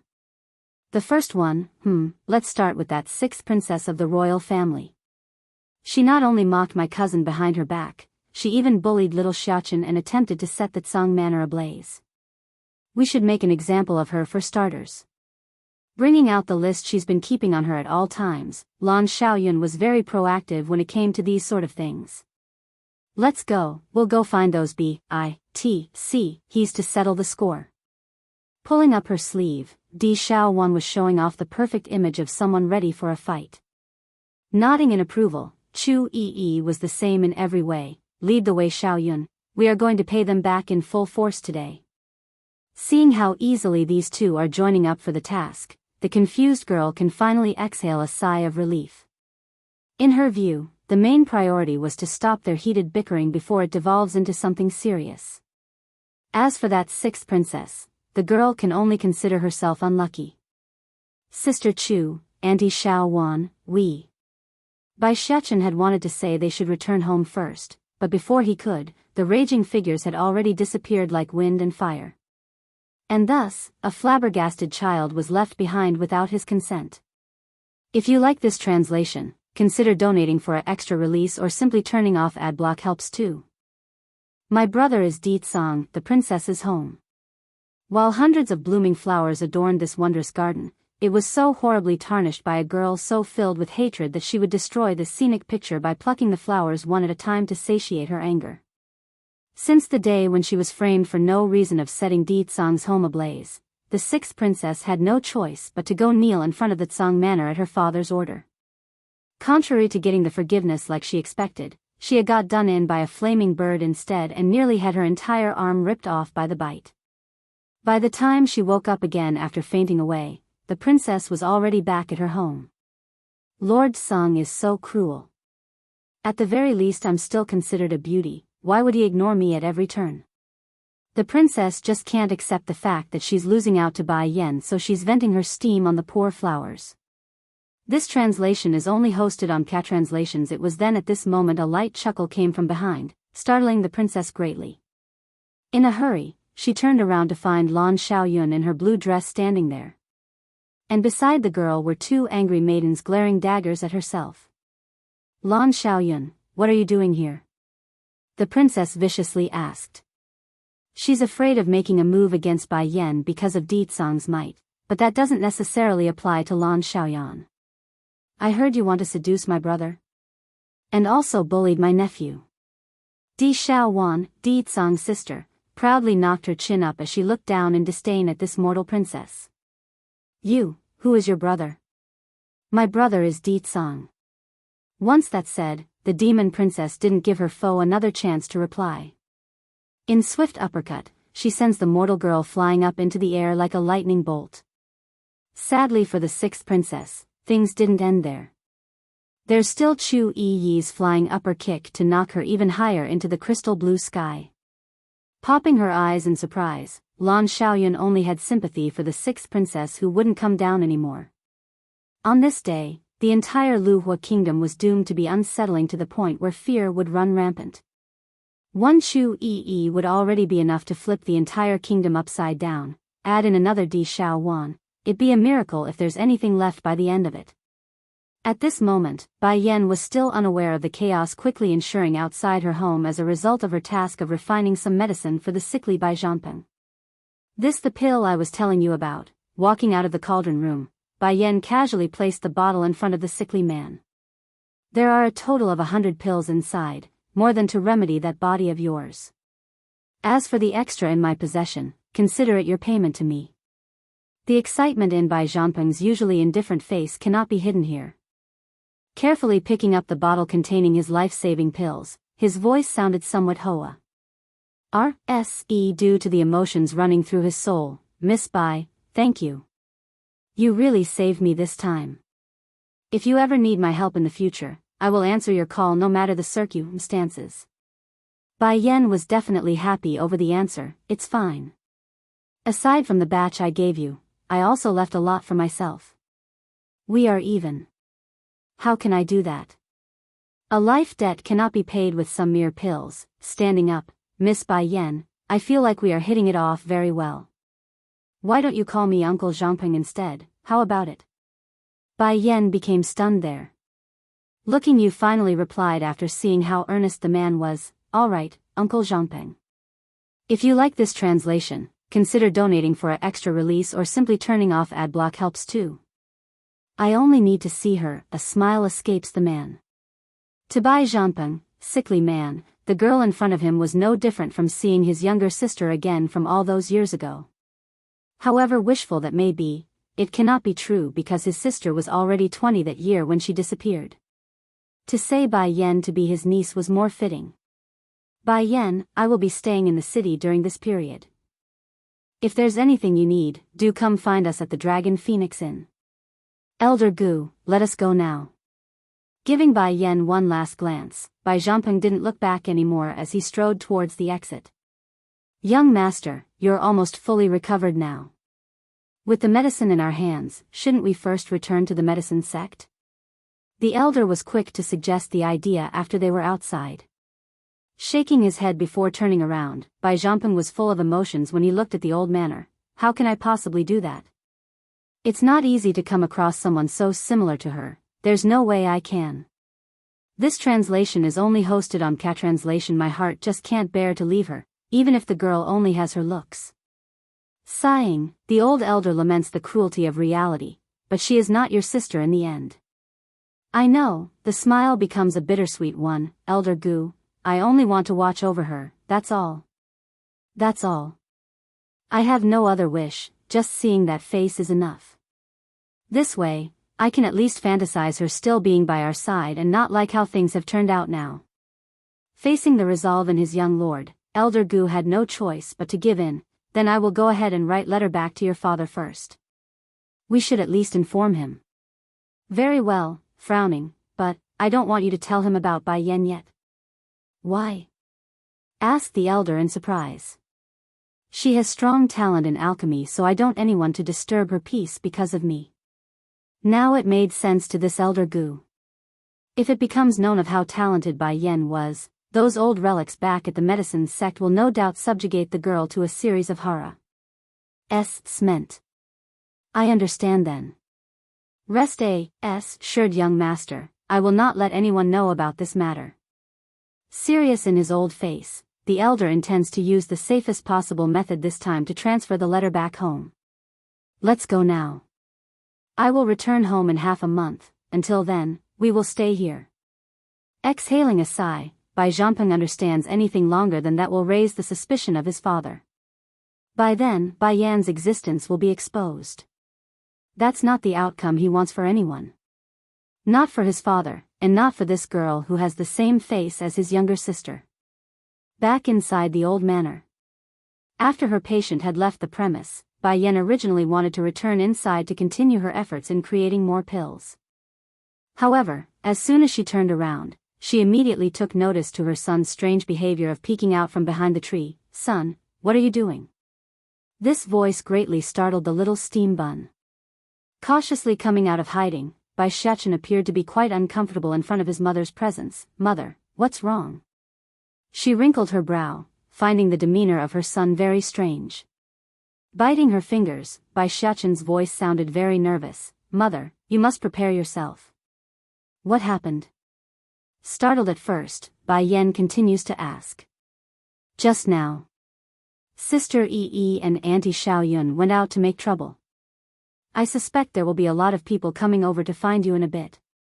This time the list brought out by Lan Xiaoyun had contained basically the names of every N.O.B.L.E. lady in the royal capital, married or unmarried. If they really did get even with everyone, it's a given the whole city will be in an uproar.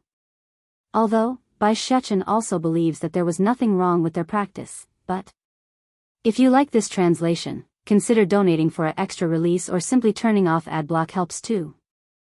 Sister-in-law, please take me in. Bai Yan's expression had gone dark. Your sister Yi, Holy Land's princess, brought your Auntie Xiaoyun, girl cousin, out to make trouble? Mother, this time you're wrong about Sister Yi. It's not her who's bringing Auntie Xiaoyun out to make trouble, it's Auntie Xiaoyun who's bringing Sister Yi out to make trouble. Making a pouty face with his mouth, Bai Shachen wasn't very happy in the tone that he's using. What's even more infuriating is that they didn't even bring me along. After all that, the little steam bun was only moping around because they left him behind. Talk about ridiculous. Towards her son's comment, Bai Yan's expression grew even darker. Knocking the kid on the head to show her displeasure, she continues, "Behave yourself. If there's anything else you must tell me, wait until I finish dealing with this mess first." This translation is only hosted on Catranslation. Chu Yi never cares about whether or not she's right or wrong. To the girl, it only matters if she likes the person or not. For that reason, there's been no shortages of young talented individuals who had to suffer under her tyrannical rule within the Holy Land. But that's not necessarily the case for Lan Xiaoyun. If she's willing to lead the way with her personality, then there must be a reason. Oh right, tilting his little head, those eyes were innocent and clean. "Mother, do you still remember those words Batty father said before he left?" "Yes, I remember." Bai Yan makes a faint nod. "He said he's going to search for his little sister. The other thing I want to say is this," struggling in his baby tongue, "Auntie, she. Cousin." It was at this moment the joyous voice of Lan Xiaoyun drifted over from the outside, which also interrupted the mother and son's conversation. Looking up, Bai Yan only managed to catch a glimpse of that girl in the blue dress before she became overwhelmed by a speeding figure coming her way. Alarmed by the intrusion, she reflexively shot her leg out and slammed it directly into that rushing body. Against this scene, Lan Xiaoyun and Chu Yi were both flabbergasted. Watching their third partner shoot up into the sky and then coming back down to the ground in a sprawling position, they could hardly keep their jaws closed. "Who are you?" Bai Yan's face was darker than ever when she asked with that cold hard voice. "Mother." Tugging at his mother's sleeve, Bai Shachen was full of sympathy as he eyed the twitching girl on the ground. "She is Auntie Xiaowan." "Auntie Xiaowan?" Bai Yan frowned. "That's Batty father's little sister." Popping her eyes in surprise, Bai Yan stared intently at the girl there. "You are my son's auntie? Why would she be here with Chu Yi and Lan Xiaoyun?" Di Xiaowan finally emerged from her dazed-like state after the question. Heavily shaking her head to pull herself together, she then climbs up to pat the dust off. Sister-in-law, puckering her lips into a frown, a layer of water could easily be seen filling those aggrieved eyes. You are so mean, I only wanted to give you a hug. How can you actually kick me? Twitching in the corner of her eye, Bai Yan also felt ashamed of her rashness there. A humph, I thought you were attacking me. Come on, anyone would react the same way if they see a stranger rushing over without a word. This can only be blamed on Di Xiaowan's carelessness of not giving a proper greeting. Sister-in-law, pitiful in her appearance, I'm homeless now, can you take me in? Your brother is looking for you everywhere, you should go find him. As soon as the news of her brother searching everywhere for her came to light, Di Xiaowan couldn't resist shivering a cold fright. Shrinking her neck in, she pleads again with that big smile. Please sister-in-law, I left home without permission. If my brother catches me, he will surely kill me. I still think it's safer here, so pretty please, let me stay. If you like this translation, consider donating for an extra release or simply turning off ad block helps too. Are you sure you want to stay? Are you sure you want to stay? Bai Yan asks with an extra meaning in her eyes. Going bright, Di Xiaowan grew excited. Can I really stay here? You are more than welcome to stay, however. I hope you won't regret it afterwards. Unbeknownst to the girl yet, Di Tsang had already beaten her to the goal of claiming a spot in this manner. By the time she discovers this truth, it would be already too late. Sister Yen Yen. Putting on a pouty face, Chu Yi, Holy Land Princess, sends a glare of unwillingness at the newcomer before turning back around. Are you really going to take this girl in? This translation is only hosted on Catranslation. Di Xiaowan went cold at the question. Proudly raising her beautiful face up, she fires back, and why can't I stay? This is my nephew and sister-in-law's home, not your home. We don't need your input. Di Xiaowan, Demon Realm Princess, do you want to fight again? Chu Yi's face had become a rosy red due to anger. Let's fight then, as if I, Di Xiaowan, would fear someone like you. Even if the girl had always been oppressed by Di Tsang since young, but those elders in the demon realm and the state teacher himself would always dote her to the extreme. And so, that's why her character would be so surprisingly similar to Chu Yi's. They are two little princesses who are used to being doted and pampered by their peers. Boom! Just as the two were ready to go at it again, a heavy blow from the side suddenly pulled their attention back over. Quickly turning around, that's when they saw Bai Yan's fist leaving an imprint on the door frame. You two want to fight? Alright, go outside and fight. But once you two are finished, there's no need to come back. Frosty and commanding in her voice, Bai Yan left no room to be rebuked here. Frightened to the point where they had to take a step back, the two didn't even have the nerve to breathe using that grieving face of theirs. You must follow my rules while in my place. Easing her tone after getting the intended reaction, Bai Yan was less intimidating, otherwise I will send the both of you away. Come my son, we're leaving. Hand in hand, Bai Yan pulls the little boy away with her for the backyard. Oh, that scared me. When the brilliant red figure was gone, Di Xiaowan could finally gather herself again. No wonder my old bro is taking so long to conquer her. Such a powerful woman is no joke. This is already considered light already. Chu Yi's demeanor also relaxed somewhat. Years ago back when I set her 3 Shifa's treasury ablaze, she nearly had me tortured to death. That's scary? Di Xiaowan couldn't even control the pounding in her heart at the news. Peering over to the girl, she suddenly got an unexpected feeling of kinship. You have my sympathy. Getting smart again, Chu Yi quickly follows up with another sentence. If you're sympathetic of me, why don't you give up and let Bai Yan be my sister-in-law? To hear this out of the blue statement, Di Xiaowan's complexion instantly shot up into a cherry red. Dream on. Sister-in-law is so beautiful, I will never give her to you.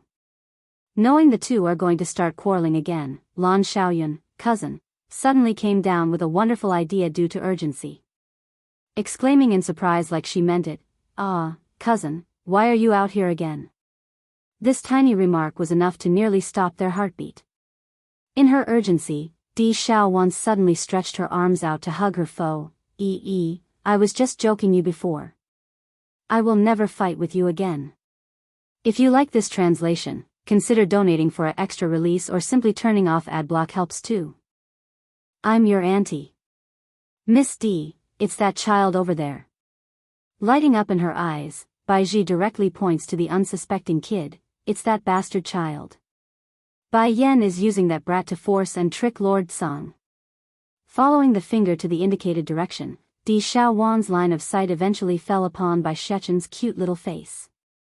First there was shock over how adorable the child was, then came an unstoppable force of ecstasy.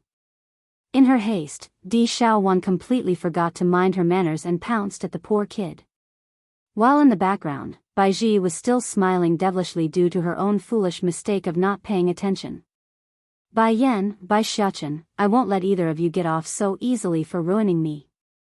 Sister Yi, do you know when Godfather is coming? A bit sulky in his voice, Bai Shechen was apparently having an episode of missing his three shifas and Godfather. This translation is only hosted on Catranslation. I have already written to my brother. If he knows your real father is here, he will surely rush over. Shining in her eyes as she said this, Chu Yi, Holy Land's young lady, firmly believes Bai Yan wouldn't be snatched away if her brother arrives.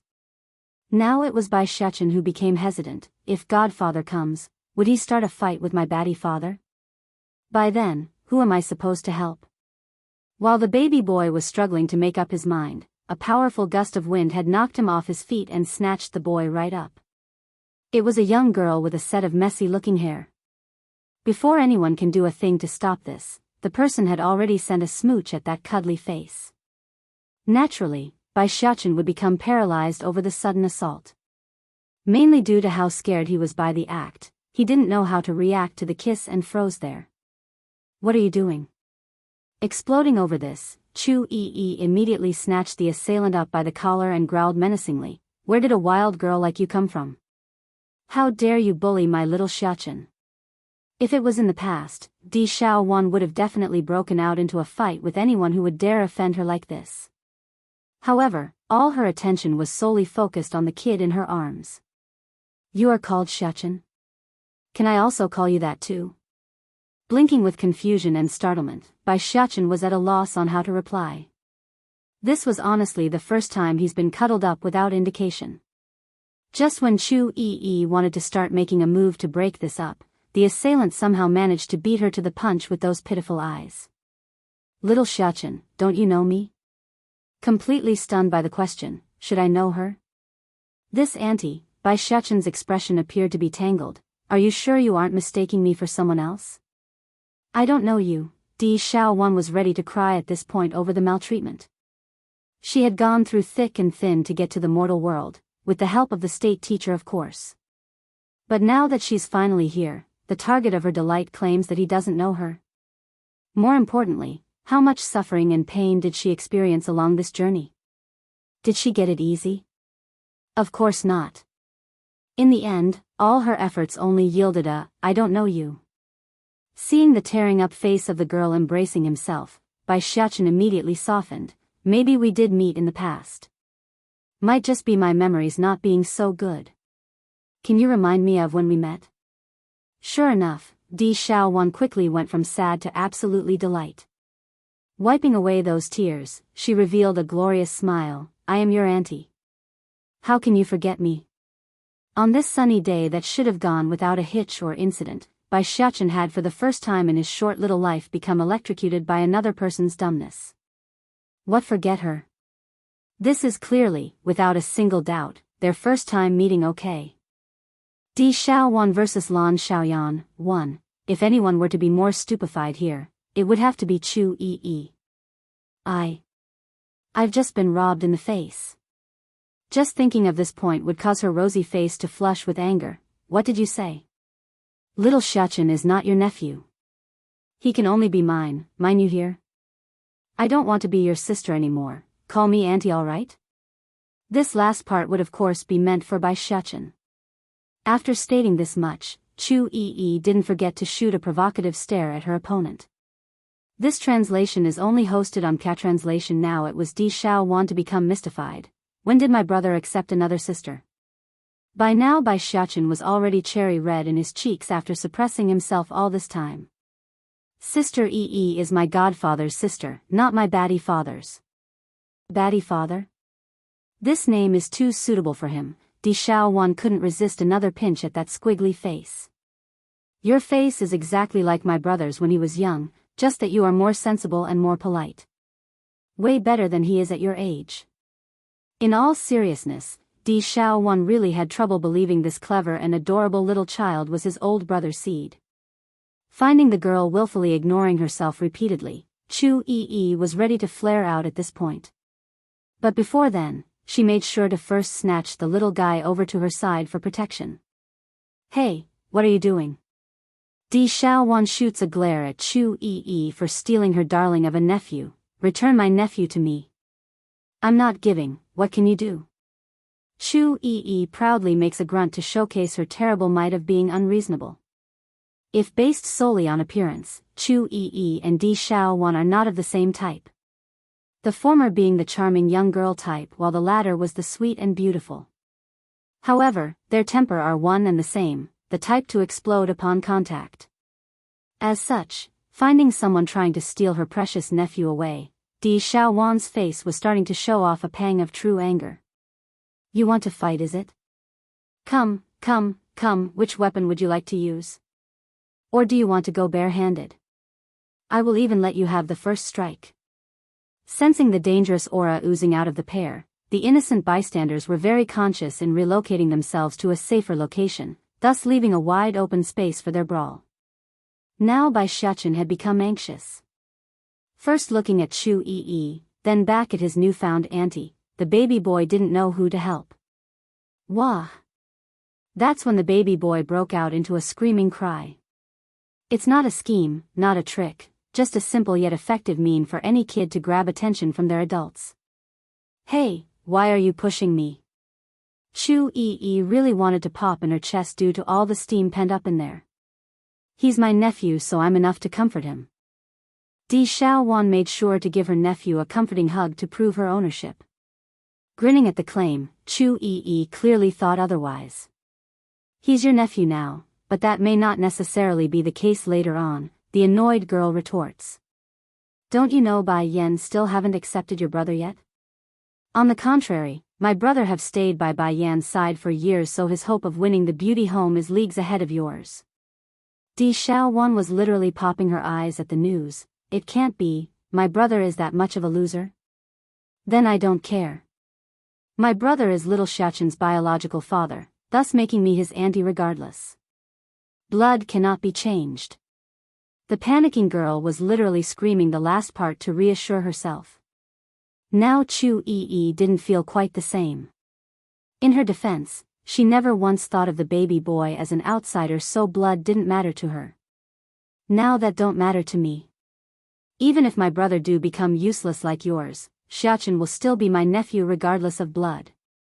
Trouble solving. Bai Yan finally understands what their intentions are now. Then are you trying blackmail me, Lord Zhang? Miss, there's no need to say it in such an ugly way. How can it be blackmailing when it's your people who's in the wrong first? Looking at that complacent look on the man, Bai Yan's smile only got deeper. It's possible to give you the Dan pills, but I have another gift I like to give you also. Having said this, she readily hands a thin booklet over to Hualuo to be said on to the man. I hope you will like this gift from me. Despite the smile reaching deep into her very eyes, Bai Yan's attitude gave no illusion it was very cold and dangerous. Frowning at the strange behavior, Zhang Feiyang carefully received the item and looked over the prescribed page meant for him. Only one glance, that's all it took to turn that smug expression into a ghastly white. This translation is only hosted on K-Translation. It's all the crimes he's committed over the years, to the point where even his mistresses are included too. It's common to find wealthy individuals to take in numerous concubines to satisfy their needs. However, it was different for Zhang Feiyang because he needs his main wife as support to maintain his current status. Without that, it's a given that disaster will befall him in an instant. You. Nervously looking up, the man could hardly keep his voice stable. How could you know all this? Bai Yan laughed at the foolishness of that question. In this world, there is nothing I wouldn't know, especially for common folks like you. Also, I'm fully aware of why all of you would dare barge into my home.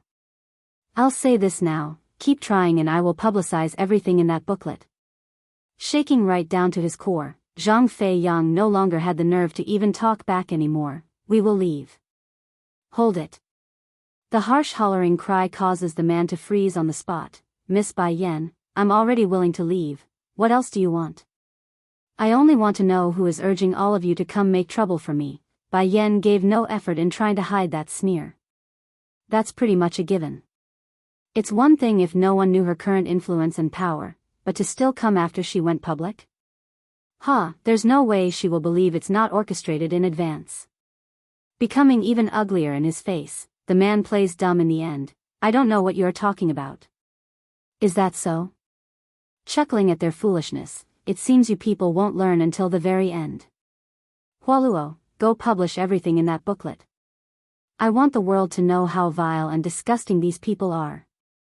From the very beginning of Chu Yi running off to make trouble, Bai Yan had already known these people would come seek her out. However, that doesn't mean she will just sit idly by and take it. Rest assured mistress, I will do it well. Revealing an enchanting smile, Hualuo had a deploring look in her eyes. These people really can't see their end until their coffin is in their face. Wait. Seeing how the woman was ready to carry out the command, Zhang Fei Yan finally caved. In his urgency, he blurts out the truth. I'll say it, it's His Highness the Crown Prince.